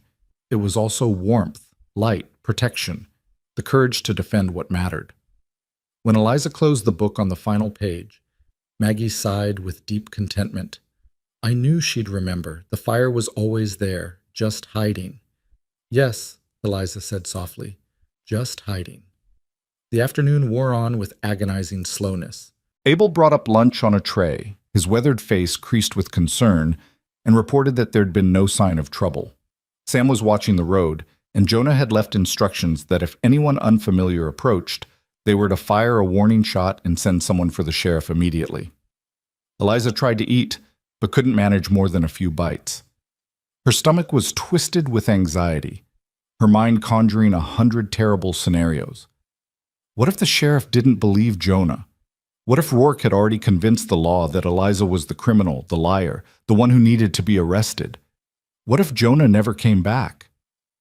You're worrying, Maggie observed from her bed, where she was supposed to be resting but was actually drawing pictures on a slate. Your face gets all scrunched up when you worry. Sorry, I'm trying not to.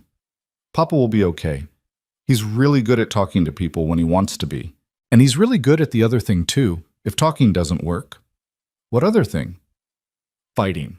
Maggie said it casually, as if discussing the weather.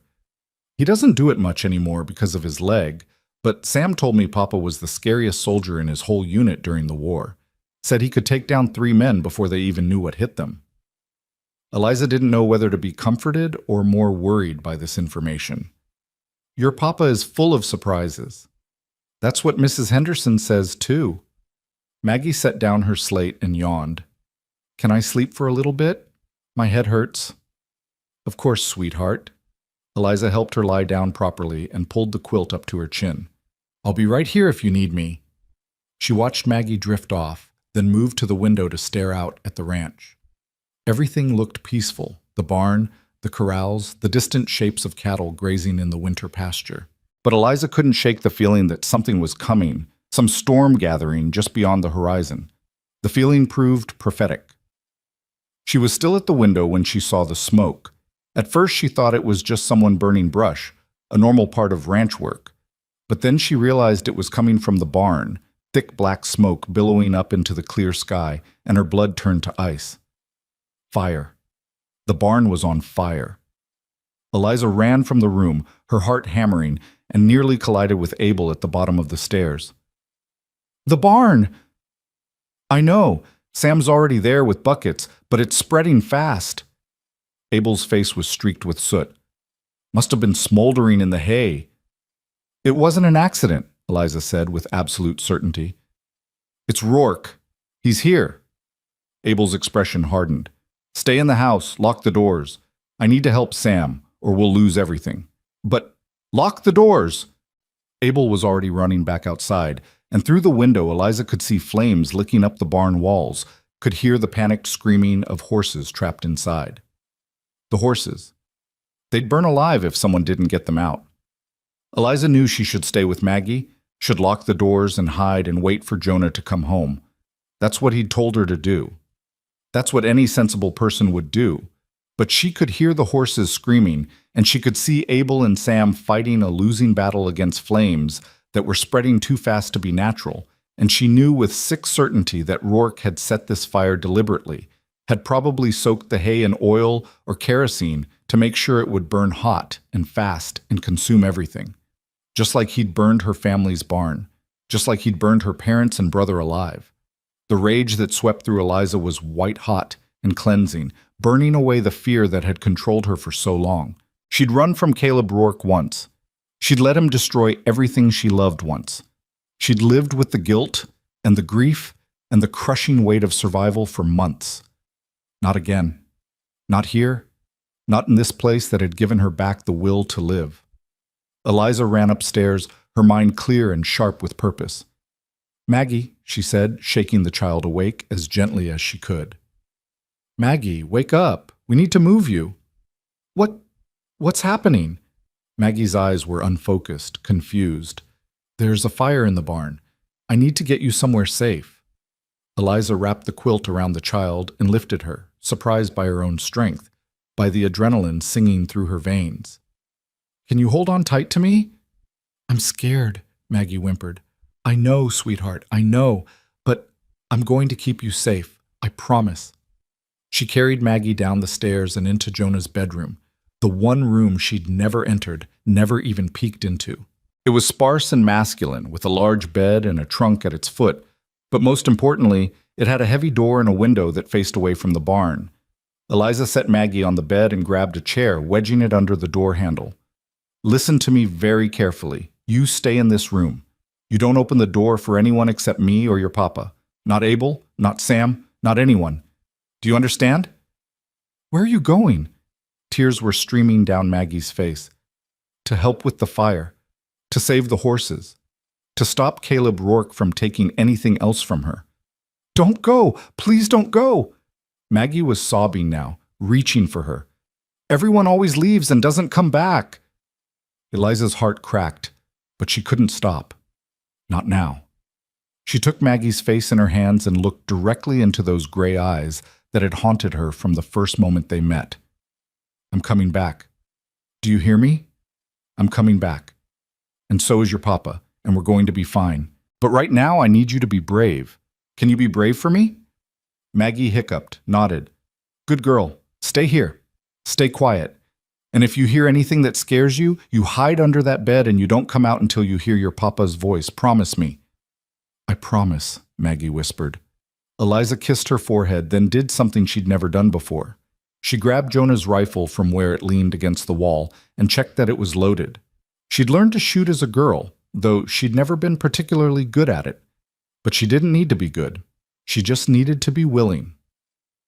Outside, the fire was a roaring beast now, consuming the barn with terrifying speed.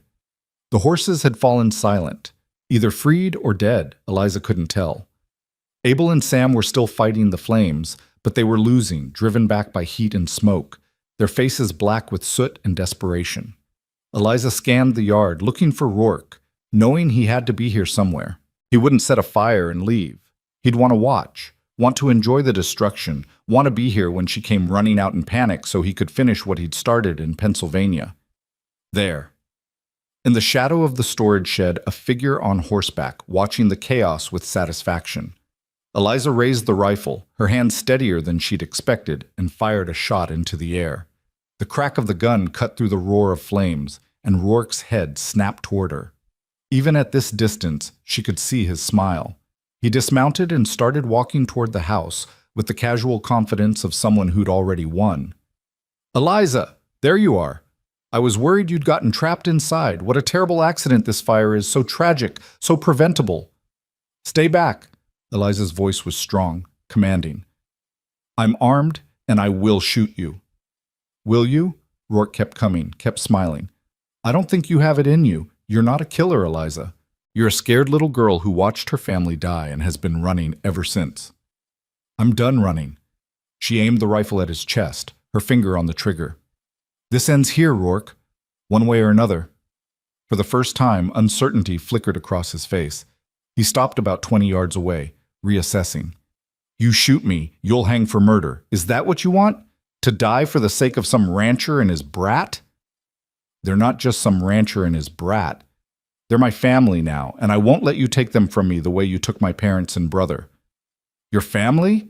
Rourke laughed, the sound ugly and mocking. "You've been here 3 weeks and you think you're part of a family? You're hired help, Eliza. You're a servant. The moment you become inconvenient, Reed will throw you out just like everyone else has." That's not true. But even as she said it, doubt crept in. Was it true?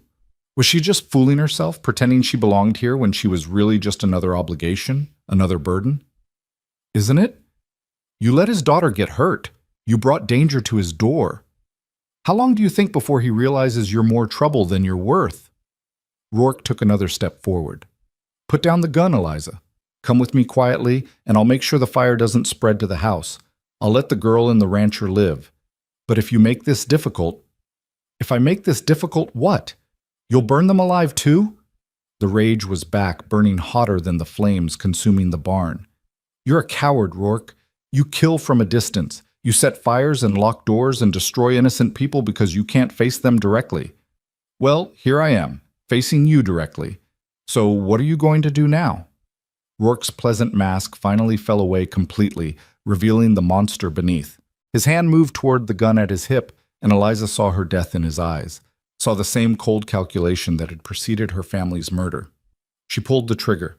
The rifle kicked hard against her shoulder, the sound deafening. The shot went wide. She'd known it would. Her aim was terrible, but it was close enough that Rourke threw himself to the side, cursing. He drew his own gun, faster than she'd expected, and fired back. Pain exploded through Eliza's left arm, white-hot and overwhelming. She staggered, but didn't fall, didn't drop the rifle, didn't stop moving. She had to get to cover, had to reload, had to keep Rourke away from the house where Maggie was hiding. She dove behind the water trough as another shot rang out, splintering the wood above her head. Her arm was bleeding badly, soaking through her sleeve, but she forced herself to focus. One shot left in the rifle. She had to make it count. "You're only making this worse," Rourke shouted from somewhere to her right. "I didn't want to kill you, Eliza. I just wanted you to keep quiet. But now you forced my hand." Another shot, and water began pouring from a hole in the trough.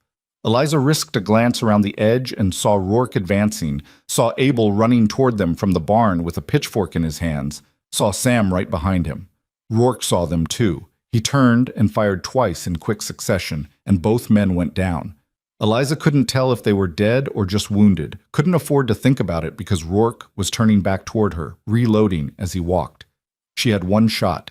She was bleeding and scared, and her hands were shaking so badly she could barely hold the rifle steady. But she thought about her parents, about Thomas, about the life Rourke had stolen from her. She thought about Maggie hiding in Jonah's room, terrified and alone. She thought about Jonah trusting her to keep his daughter safe. She thought about the dragon who'd forgotten how to breathe fire, and the princess who'd reminded her that fire wasn't just destruction, it was protection, courage, the willingness to defend what mattered. Eliza stood up from behind the trough, exposed and vulnerable, and aimed the rifle with both hands despite the agony in her left arm. Rourke's eyes widened in surprise, and for just a moment fear flickered across his face. "For my family," Eliza said quietly. "And for mine." She fired. This time, her aim was true. Rourke jerked backward, clutching his shoulder, his gun falling from his hand. He staggered, tried to reach for the weapon, but Eliza was already moving forward, the empty rifle raised like a club. "Don't," she said. "Don't move." Rourke looked up at her, blood seeping between his fingers, and laughed, a wet, pained sound. "You got lucky. One shot. But next time, there won't be a next time." The voice came from behind Eliza, and she turned to see Jonah riding into the yard at full gallop, Sheriff Brennan and two deputies right behind him. Jonah's face was a mask of fury and fear as he took in the burning barn, the bodies of Abel and Sam on the ground, Eliza bleeding and barely standing. He was off his horse before it fully stopped, his rifle trained on Rourke with the steadiness of someone who'd done this before. "Don't move. Don't breathe. Don't give me a reason." "Reed, wait!" Sheriff Brennan dismounted more slowly, his hand on his own gun. "What the hell happened here?" "That man set fire to my barn and shot my ranch hands and tried to kill Eliza," Jonah said, his voice deadly calm. "I told you he was dangerous. I told you he'd come back." "She shot me," Rourke protested. "I came here peacefully to retrieve my fiancée, and she attacked me." "Shut up," Jonah said conversationally. "Sheriff, you'll find oil-soaked rags in the saddlebags of his horse over there, evidence of arson. And if you check with the telegraph office in town, you'll find records of inquiries he made yesterday about the Reed Ranch's location. This was premeditated." Sheriff Brennan looked between Jonah, Eliza, and Rourke, his weathered face troubled. Then he sighed and gestured to his deputies. "Take him into custody. Charge him with arson, attempted murder, and assault. We'll sort the rest out at the jail." As the deputies hauled Rourke to his feet, he fixed Eliza with a look of pure hatred. "This isn't over. You hear me? It's not over." "Yes," Eliza said quietly. "It is." Then her legs gave out, and the world tilted sideways, darkness rushing in to claim her. The last thing she heard before unconsciousness took her was Jonah's voice, rough with emotion. I've got you. I've got you. You're safe now. And somewhere in the gathering dark, Eliza finally let herself believe it might be true. When Eliza woke, it was dark, and she was in her bed, and her arm hurt with a deep throbbing ache that made her gasp. A lamp burned low on the bedside table, and in the chair beside her bed sat Jonah, his head bowed, his hands clasped together as if in prayer or exhaustion or both. Jonah? Her voice came out as a croak. His head snapped up, and relief flooded his features. You're awake. Think everything. You're awake. He reached for a glass of water on the table and helped her drink, his hands gentle. How do you feel? Like I got shot. You did get shot. Clean through the arm, thankfully. Missed the bone. Doctor says you'll heal fine if you rest and don't do anything stupid for the next few weeks. Maggie is fine. Scared half to death, but fine. She's asleep in her room. I only got her to bed an hour ago. She refused to leave your side until she saw you wake up at least once. Jonah set the glass down and rubbed his face tiredly. Eliza, what you did today? What were you thinking? I was thinking I wasn't going to let him hurt anyone else I care about, she said simply. Jonah was quiet for a long moment. You could have died. If I'd been even 5 minutes later, but you weren't. You came back just like you promised. Barely. Rourke had been in town spreading lies all morning, trying to convince people you were mentally unfit, dangerous. It took me 3 hours to convince Sheriff Brennan to come out here with me. 3 hours. His voice was rough with self-recrimination. In that time, he burned my barn, shot Abel and Sam. They'll live. Sam took a bullet in the leg, Abel in the shoulder. They're both at the doctor's now, ornery and complaining, which means they're going to be fine. Jonah leaned forward, elbows on his knees, looking more exhausted than Eliza had ever seen him. But you reckless, brave, foolish woman, you stood up to a murderer with one bullet and a lot of determination, and you almost got yourself killed in the process. I had to protect Maggie. I know, that's the only reason I'm not furious with you. He reached out and took her uninjured hand in his. The sheriff arrested Rourke, with the physical evidence of arson, your testimony, my testimony, and Abel and Sam's accounts. He'll hang for what he did here. And I sent a telegram to the authorities in Pennsylvania explaining the whole situation. They're reopening the investigation into your family's deaths. It's going to take time, but you're free, Eliza. He can't hurt you anymore. The words should have brought relief, joy, triumph. Instead, Eliza felt suddenly, overwhelmingly tired. It doesn't bring them back. No, Jonah agreed softly. It doesn't. Nothing will. But it means they didn't die for nothing. It means justice, finally. Justice. Eliza tested the word, found it strange and bitter on her tongue. I spent so long wanting justice, Jonah. And now that I have it, I just feel empty. That's normal. Grief doesn't end just because the person who caused it is punished. Jonah squeezed her hand gently. But maybe now you can start to heal properly, without fear, without looking over your shoulder. Maybe. The word felt fragile, uncertain, but for the first time in months, Eliza thought it might actually be possible. What happens now? She asked. Jonah was quiet, and when he spoke, his voice was careful, neutral. Well, the barn is mostly gone. We'll have to rebuild, and you need to recover, which means you'll be on light duty for a while. And Maggie will probably drive you insane fussing over you every second of every day. He paused. Unless you want to leave. If you want to go back east, start over somewhere else without all these memories, I'd understand. You've more than earned your freedom. Leave. The word should have felt like possibility, like opportunity. Instead, it felt like loss. Do you want me to leave? Eliza asked quietly. Jonah looked at her then, really looked at her, and something shifted in his expression. No, he said simply. No, I don't want you to leave. Maggie doesn't want you to leave. Even the horses would probably protest if you left. But the question is, do you want to stay? After everything that's happened here, all the danger and the chaos and the— Yes, Eliza interrupted. Yes, I want to stay. Even though I can only offer you room and board and $5 a month? Even though you'll be stuck out here in the middle of nowhere with a grumpy rancher and his talkative daughter? Especially because of that. Eliza smiled despite the pain in her arm, despite the exhaustion weighing down her bones. This is the first place I've felt like I belonged since my family died. The first place that felt like home. So yes, Jonah Reed, I want to stay. If you'll have me. Something in Jonah's face transformed, the stern line softening, years of grief and loneliness momentarily lifting. He raised her hand to his lips and kissed it gently, a gesture that was formal and old-fashioned and somehow perfect. Then stay, he said. Stay as long as you want. Stay forever, if that suits you. Forever. It was a terrifying word, a beautiful word, a word Eliza had thought she'd lost the right to use when her family died.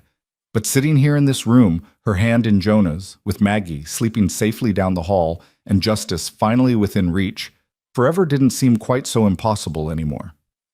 Forever sounds good, she whispered. Jonah smiled, a real smile, rare and precious, and Eliza thought about dragons who'd forgotten their fire and princesses brave enough to remind them. She thought about how sometimes the family you chose was just as real as the family you were born into. She thought about how maybe, just maybe, she'd found the place where she was meant to be all along. Outside, dawn was breaking over the ranch, painting the snow gold and pink. The barn was gone, but they would rebuild. Rourke was captured, but the memories would take longer to heal. Nothing was perfect. Nothing was simple. But for the first time in months, Eliza felt something she'd thought was lost forever. Hope.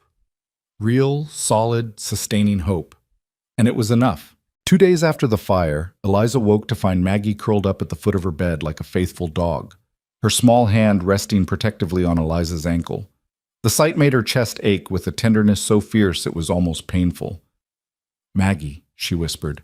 "Sweetheart, what are you doing here?" The girl stirred, her eyes blinking open slowly. The bandage on her head was smaller now, the doctor having changed it the day before and pronounced her healing well. "Making sure you don't disappear," Maggie said with perfect seriousness.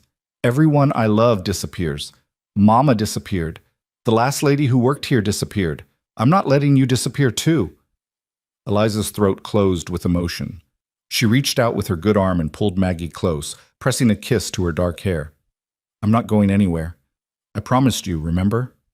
"People promise lots of things," Maggie said against her shoulder, her voice small and uncertain. "But sometimes they can't keep their promises, even when they want to." It was wisdom far too old for such a young soul, learned through losses no child should have to endure. Eliza held her tighter, wishing she could shield Maggie from every hurt the world might throw at her, knowing she couldn't but determined to try anyway. "You're right," Eliza said softly. "Sometimes people can't keep their promises, even when they desperately want to. But I'm making you a different promise now. I promise that I will do everything in my power to stay. I promise that if I ever have to leave, it will be because there's no other choice, and I will fight with everything I have to come back to you. And I promise that as long as I'm here, you are loved, completely and absolutely loved. Can you accept that promise?"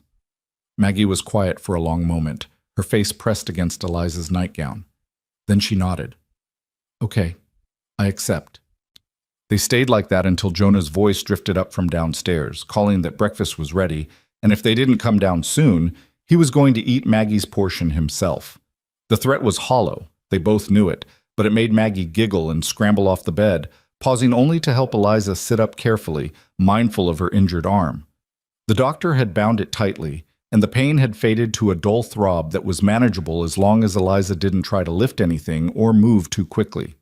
She dressed awkwardly with Maggie's assistance, the girl taking her responsibilities as a nurse with endearing seriousness.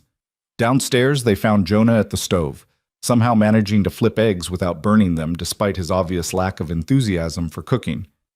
He looked up when they entered, and relief flashed across his face before he masked it with a slight smile.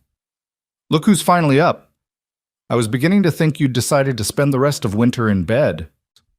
"Don't tempt me," Eliza said, settling carefully into a chair. "How are Abel and Sam?" "Complaining loudly, which the doctor says is a good sign. Sam's wife has taken over his care and is apparently driving him insane with her fussing. Abel's staying at the boarding house in town until he can ride properly again." Jonah slid eggs onto plates and set them on the table. "I visited them both yesterday. They asked after you. I should go see them when I'm stronger. Thank them for everything. They'd like that. Jonah sat down across from her, his expression growing serious. I also stopped by the sheriff's office. Rourke's been officially charged with arson, attempted murder, and assault. The evidence is solid. Sheriff Brennan says there's no question he'll hang. Maggie looked up from her eggs, her eyes wide. The bad man is going to die? Jonah hesitated, clearly weighing how much truth to share with his daughter. The bad man is going to face justice for the terrible things he did. And yes, that probably means he'll die. Good, Maggie said with startling vehemence. He hurt Miss Eliza and Abel and Sam and our barn, and he was mean, and I'm glad he's going to die. Maggie, Jonah started. It's all right, Eliza interrupted softly.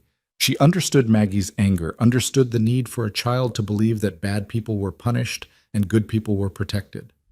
Even if the world didn't always work that way, even if sometimes the innocent suffered and the guilty went free, at least in this case, justice would prevail. The bad man can't hurt anyone anymore. That's what matters. They ate in contemplative silence for a few minutes before Maggie suddenly brightened. Papa, since Miss Eliza is hurt and can't do heavy work, can she teach me things instead? Like how to read better and how to sew and how to make bread like she does? Jonah raised an eyebrow at Eliza. If Miss Eliza is up to it, I don't see why not. Though I suspect her idea of rest and your idea of keeping her resting are two different things. I'll be gentle, Maggie promised. I'll make her sit down the whole time and I'll bring her tea and everything. Then it sounds like you have a new teacher, Jonah said. Lucky you. Lucky me, Maggie agreed happily, and launched into an enthusiastic list of everything she wanted to learn, from embroidery to pie making to the proper way to address a letter. Eliza listened with amusement and growing warmth, feeling something settle into place inside her chest. This simple domestic morning, this easy conversation, this sense of belonging, this was what she'd been searching for when she'd boarded that train west. Not romance or adventure or escape, but simply a place where she mattered, where her presence made a difference, where she was valued for who she was, rather than who she was expected to be. The days that followed fell into a new rhythm, slower and gentler than before, but no less purposeful. Eliza's arm healed gradually, the wound closing cleanly under the doctor's watchful care. She spent her mornings teaching Maggie, who proved to be a bright and eager student with an endless capacity for questions. They practiced reading and writing, working through Maggie's school books, and the small collection of novels Eliza had brought from Pennsylvania. They baked bread and mended clothes, Eliza demonstrating techniques with one hand, while Maggie tried to replicate them with varying degrees of success. Jonah worked on rebuilding the barn, a task made harder by his injury, but one he approached with stubborn determination. He accepted help from neighbors who arrived without being asked. Men and women from surrounding ranches who understood that in this harsh land, survival depended on community. They brought timber and tools and labor, and slowly, board by board, a new barn began to rise from the ashes of the old one. In the evenings, they gathered by the fire, and Eliza read aloud while Jonah carved small wooden figures for Maggie, and Maggie drew pictures of the stories they were hearing. It was peaceful in a way Eliza had never experienced, a quiet contentment that asked nothing of her except presence.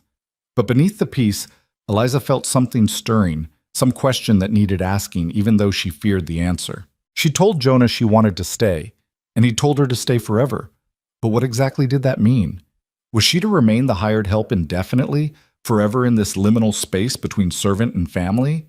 Would there come a day when Maggie was older and didn't need a caretaker, when Jonah found a proper wife who could give him more children, when Eliza would have to pack her carpet bag and leave to make room for the real family he deserved?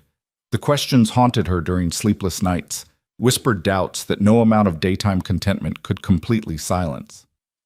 3 weeks after the fire, on a clear cold morning when frost painted the windows in delicate patterns, Eliza found her answer in the most unexpected way. She was in the kitchen kneading bread dough one-handed. She'd developed a technique that worked despite her still healing arm, when Jonah came in from outside, stamping snow from his boots. He hung up his coat and hat, then stood there watching her work with an expression she couldn't quite decipher. "What?" she asked, suddenly self-conscious. Do I have flour on my face? Probably, Jonah said, but he didn't smile. Eliza, can we talk? Her heart plummeted. This was it. He was going to tell her she had to leave, that he'd found someone else, that her usefulness had expired. She set down the dough with trembling hands and wiped them on her apron, preparing herself for the blow. Of course, what is it? Jonah pulled out a chair and sat heavily, and for the first time since she'd known him, he looked uncertain. I've been thinking about what happens next, about the future. All right, Eliza said carefully, not sitting, not trusting her legs to hold her if he said what she feared he was going to say. When Rebecca died, I thought that was it for me. Thought I'd just raise Maggie on my own and never let anyone close again because losing her had hurt so badly I couldn't imagine surviving that kind of loss twice. He stared at his hands, work-worn and scarred. And for 2 years, that worked fine.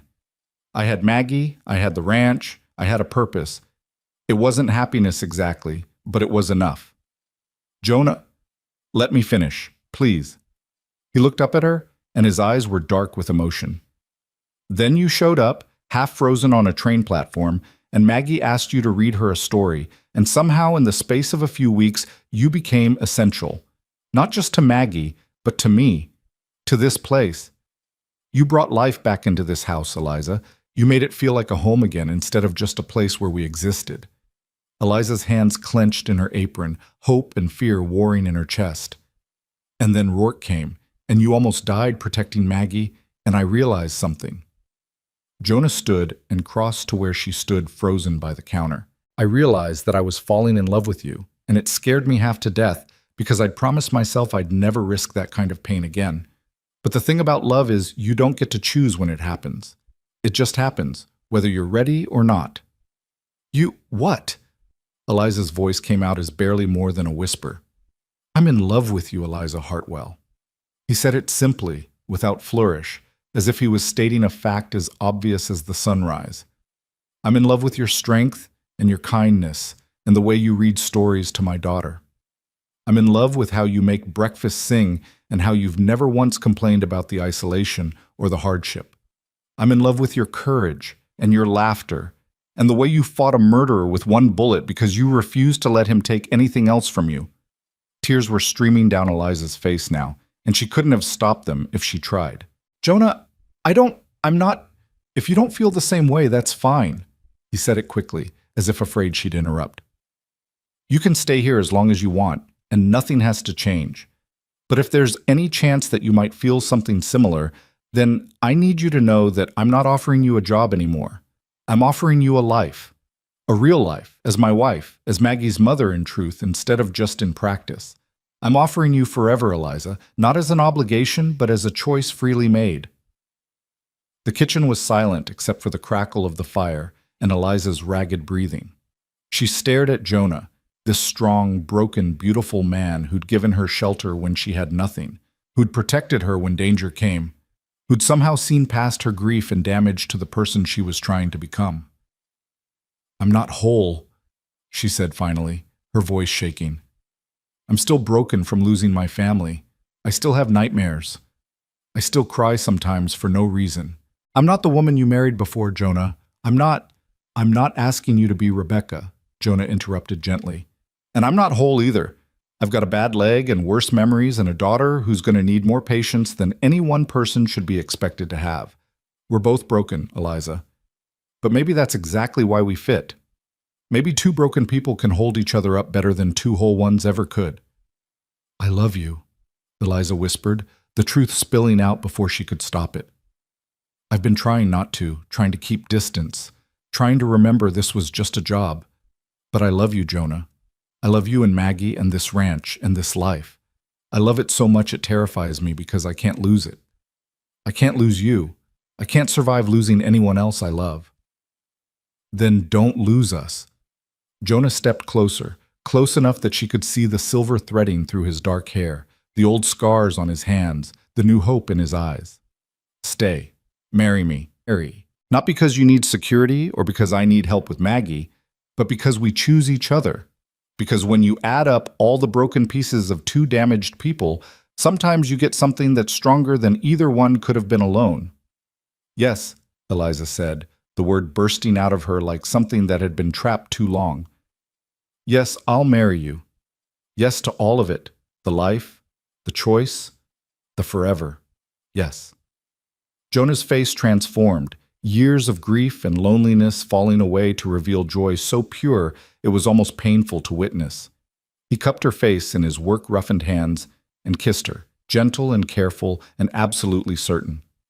Eliza kissed him back, tasting salt from her own tears and feeling something inside her chest crack open, not breaking but blooming, like ice thawing after a long winter.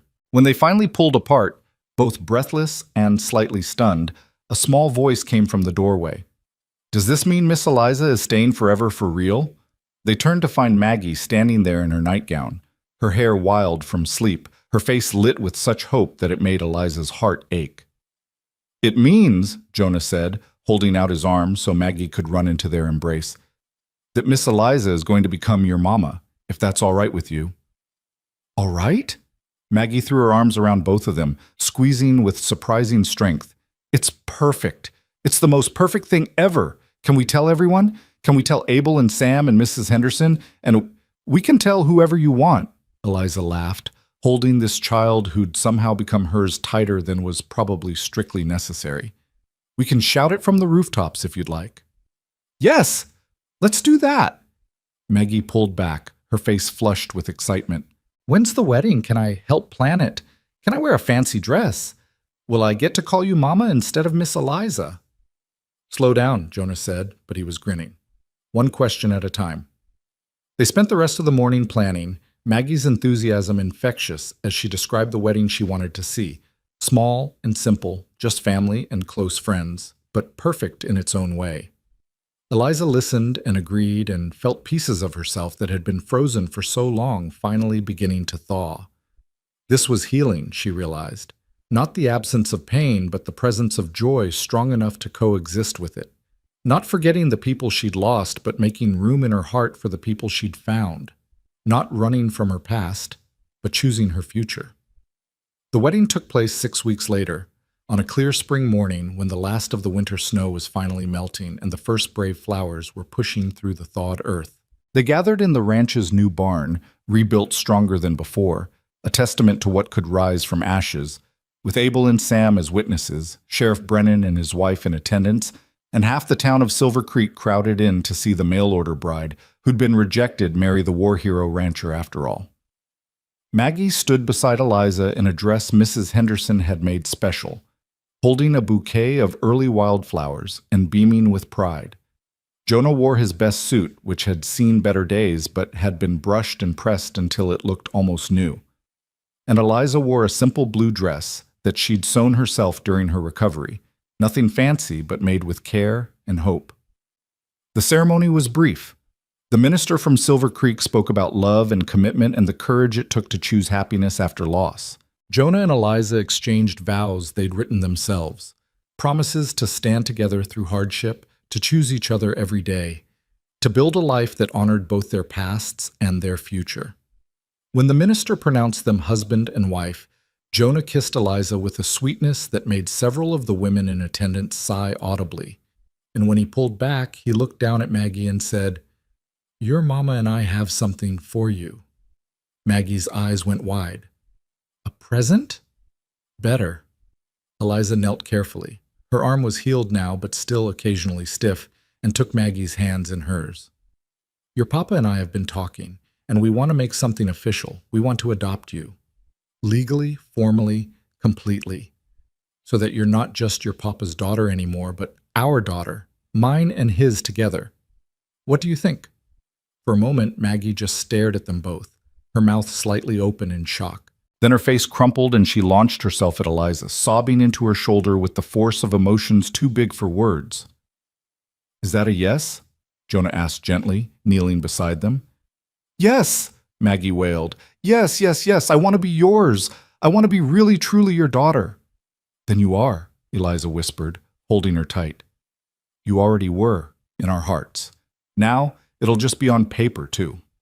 The rest of the day passed in a blur of celebration. There was food, tables laden with dishes brought by neighbors, more food than 3 people could eat in a week. There was music. Abel had brought his fiddle despite his still healing shoulder, and he played while people danced in the barn's open space. There was laughter and toasts and stories shared, the community gathering around this new family to welcome them and wish them well. As the sun began to set, painting the Nevada sky in shades of gold and pink and purple, Eliza found herself standing at the edge of the celebration, watching Jonah dance with Maggie, both of them laughing as they spun in circles. She thought about the girl she'd been 6 months ago, sitting on that frozen train platform ready to give up. She thought about her parents and Thomas, about the family she'd lost and the grief that would always be part of her. But she also thought about the family she'd found, about the life she'd chosen, about the future that stretched before her bright with possibility. "You look happy." Sheriff Brennan appeared beside her, a cup of punch in his weathered hand. "Real happy. Not just polite happy." "I am," Eliza said, surprised by how true it was. "I really am." "Good. You've earned it." He took a sip of his punch, then added casually, "Got word from Pennsylvania last week. The authorities there reopened the investigation into your family's deaths based on Rourke's confession here. Found evidence he'd been paid by his brother to start that fire. Brother's been arrested too. Whole thing's finally going to trial properly." Eliza's breath caught. "They believe me? After all this time, they finally believe me?" "Never should have doubted you in the first place," Brennan said gruffly. "But yes, they believe you. Justice is slow sometimes, but it gets there eventually. Your parents and brother, they'll get justice now. Proper justice." Tears pricked Eliza's eyes, but they were different from the tears she'd cried for so many months. These were tears of relief, of vindication, of finally being seen and heard and believed. "Thank you," she whispered. "Thank you for telling me." "Just doing my job." Brennan tipped his hat and walked away, leaving Eliza alone with her thoughts and her tears and her gratitude. She stood there until Jonah found her, sweeping her into his arms without a word. "What's wrong?" he asked, seeing her tears. "Nothing's wrong," Eliza said, smiling through the tears. "Everything's finally right." That night, after the guests had gone and Maggie had finally been convinced to go to bed, despite her protests that she was too excited to sleep, Eliza and Jonah sat together on the porch in the cool spring darkness. Jonah's arm was around her shoulders, her head resting against his chest, both of them wrapped in a quilt against the evening chill. "Do you remember the first time we met?" Eliza asked softly. "When you found me on the train platform with Maggie? I remember thinking you looked like a ghost, like someone who'd already died but forgot to lie down." Jonah's voice was quiet in the darkness. "And I remember being angry that Henry Barlow had been stupid enough to reject you, because even then I could see you were something special. I thought you were going to turn me away too, send me back to town, tell me I was someone else's problem." "I almost did," Jonah admitted. "I'd spent 2 years keeping everyone at arm's length, and taking you in meant risk, meant letting someone new into our lives who might leave, might get hurt, might die like Rebecca did. But then I looked at Maggie's face when she talked about you, and I couldn't do it. Couldn't send you away when my daughter had finally found something that made her smile again." "I'm glad you didn't." Eliza tilted her head to look up at him, seeing his profile silhouetted against the stars. "I'm glad Maggie asked me to read her a story. I'm glad you offered me a job. I'm glad I was too stubborn or too broken or too something to get back on that train and leave." "So am I." Jonah pressed a kiss to her forehead. "You know what Maggie said to me this morning? She said, 'Papa, I think Mama, I think she was supposed to get rejected by that mean Mr. Barlow, because if she hadn't, she wouldn't have found us, and we wouldn't have found her, and we'd all still be sad and lonely. She's 7 years old, and she already understands things it took me 40 years to learn." "What things?" "That sometimes the worst thing that happens to you leads directly to the best thing. That rejection and loss and pain, they're not the end of the story.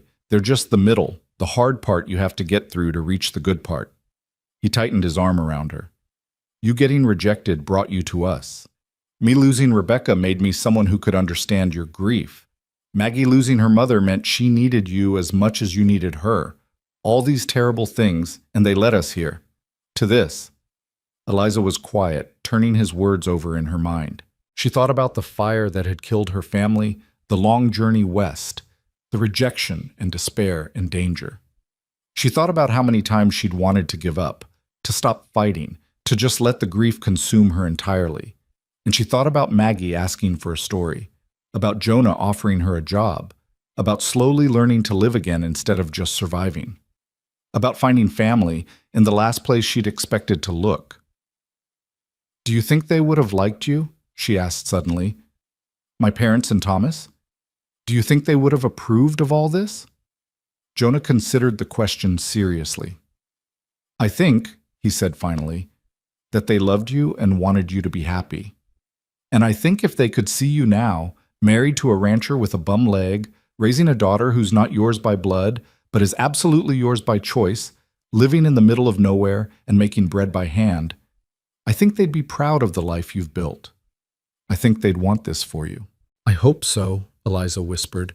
"I hope they know I haven't forgotten them, even though I'm happy again. I hope they understand that loving you and Maggie doesn't mean I love them any less."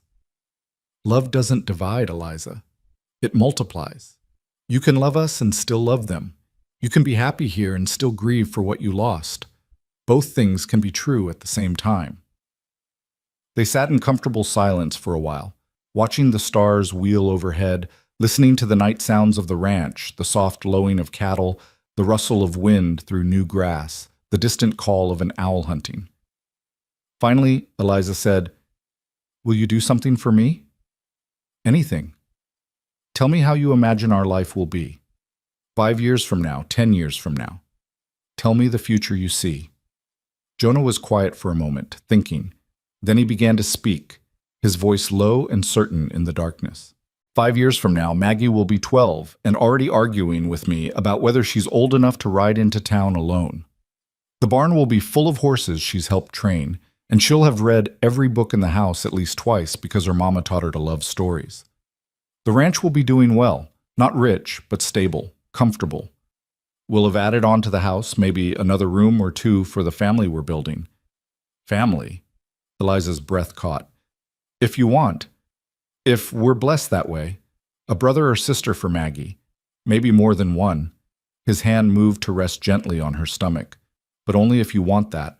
There's no expectation, no pressure. You're enough, just as you are. "I want that," Eliza said softly. "I want to fill this house with life and laughter and love. I want to give Maggie siblings. I want to build a family so strong that nothing can break it." "Then that's what we'll do." Jonah continued painting their future with words. 10 years from now, Maggie will be 17 and getting ready to make her own choices about her life. Maybe she'll want to stay and help run the ranch, or maybe she'll want something different, teaching or medicine or something we haven't even imagined yet. We'll support her either way, and our younger children will be running wild, driving you crazy with their questions and their energy, and this house will be full of noise and chaos and so much love it spills out the windows. "And us?" Eliza asked. "What about us?" "Us?" Jonah pulled her closer. "We'll be right here, maybe a little grayer, definitely more tired, but still choosing each other every single day, still reading stories by the fire, still working side by side to keep this place running, still finding reasons to laugh despite the hardships, still building the life we started today." Eliza closed her eyes, letting herself see it. The future Jonah described, solid and real and possible, children playing in the yard, Maggie grown into a confident young woman, the ranch thriving, a life built not on running from the past but on choosing the future, day by day, moment by moment. "That sounds perfect," she whispered. "It won't always be easy," Jonah warned. "There'll be hard times, droughts, bad winters, sickness, loss. Life doesn't stop throwing challenges just because you're happy." "I know, but we'll face them together. That's what makes the difference." They sat on the porch until the cold drove them inside, then climbed the stairs to the room they would now share, passing Maggie's door and hearing the soft sound of her breathing. Tomorrow, their new life would truly begin. The work of building a family, running a ranch, creating a home. Tomorrow, there would be challenges and responsibilities and all the ordinary difficulties of existence.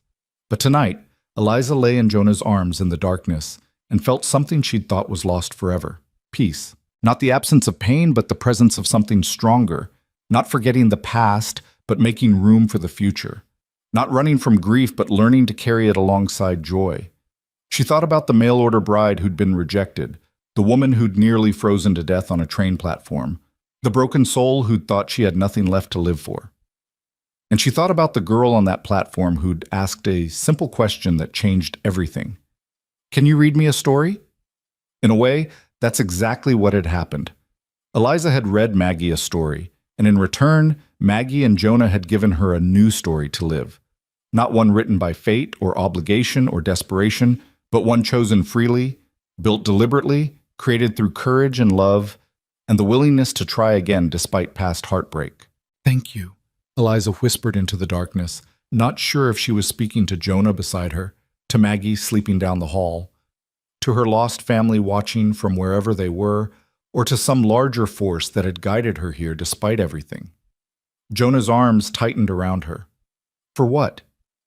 For giving me a reason to keep breathing, for showing me that life after loss is possible, for loving me even though I came to you broken.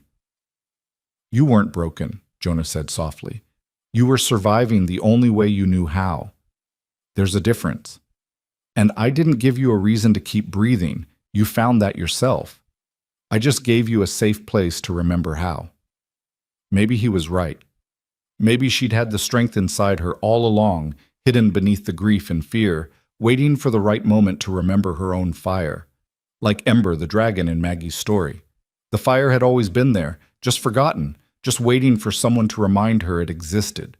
And maybe that's what family was, not people who completed you or fixed you or made you whole, but people who reminded you that you'd always had everything you needed inside yourself. People who stood beside you while you remembered how to be brave, how to love, how to live. Eliza drifted towards sleep with Jonah's heartbeat steady beneath her ear and the knowledge that tomorrow would bring new challenges, new joys, new moments to navigate together. The past would always be part of her, the fire, the loss, the grief, the fear. But it wouldn't define her anymore. What would define her now was the choice she'd made, the family she'd found, the life she was building one day at a time in the Nevada wilderness, with a man who understood loss and a child who'd taught her how to hope again. Outside, the first light of dawn was beginning to paint the eastern sky. A new day was coming, and with it, all the promise and possibility of the future they'd chosen together. Eliza smiled in the darkness and let sleep finally claim her, knowing that when she woke, she wouldn't be alone. She'd never have to be alone again. And somewhere in the house, on a small shelf in Maggie's room, sat a worn book about a princess and a dragon, its pages soft from reading, its story complete. But the real story, the one being written in daily choices and small kindnesses and love freely given, that story was just beginning. And it was, Eliza thought, as she finally surrendered to sleep, the best story she'd ever been part of. The end.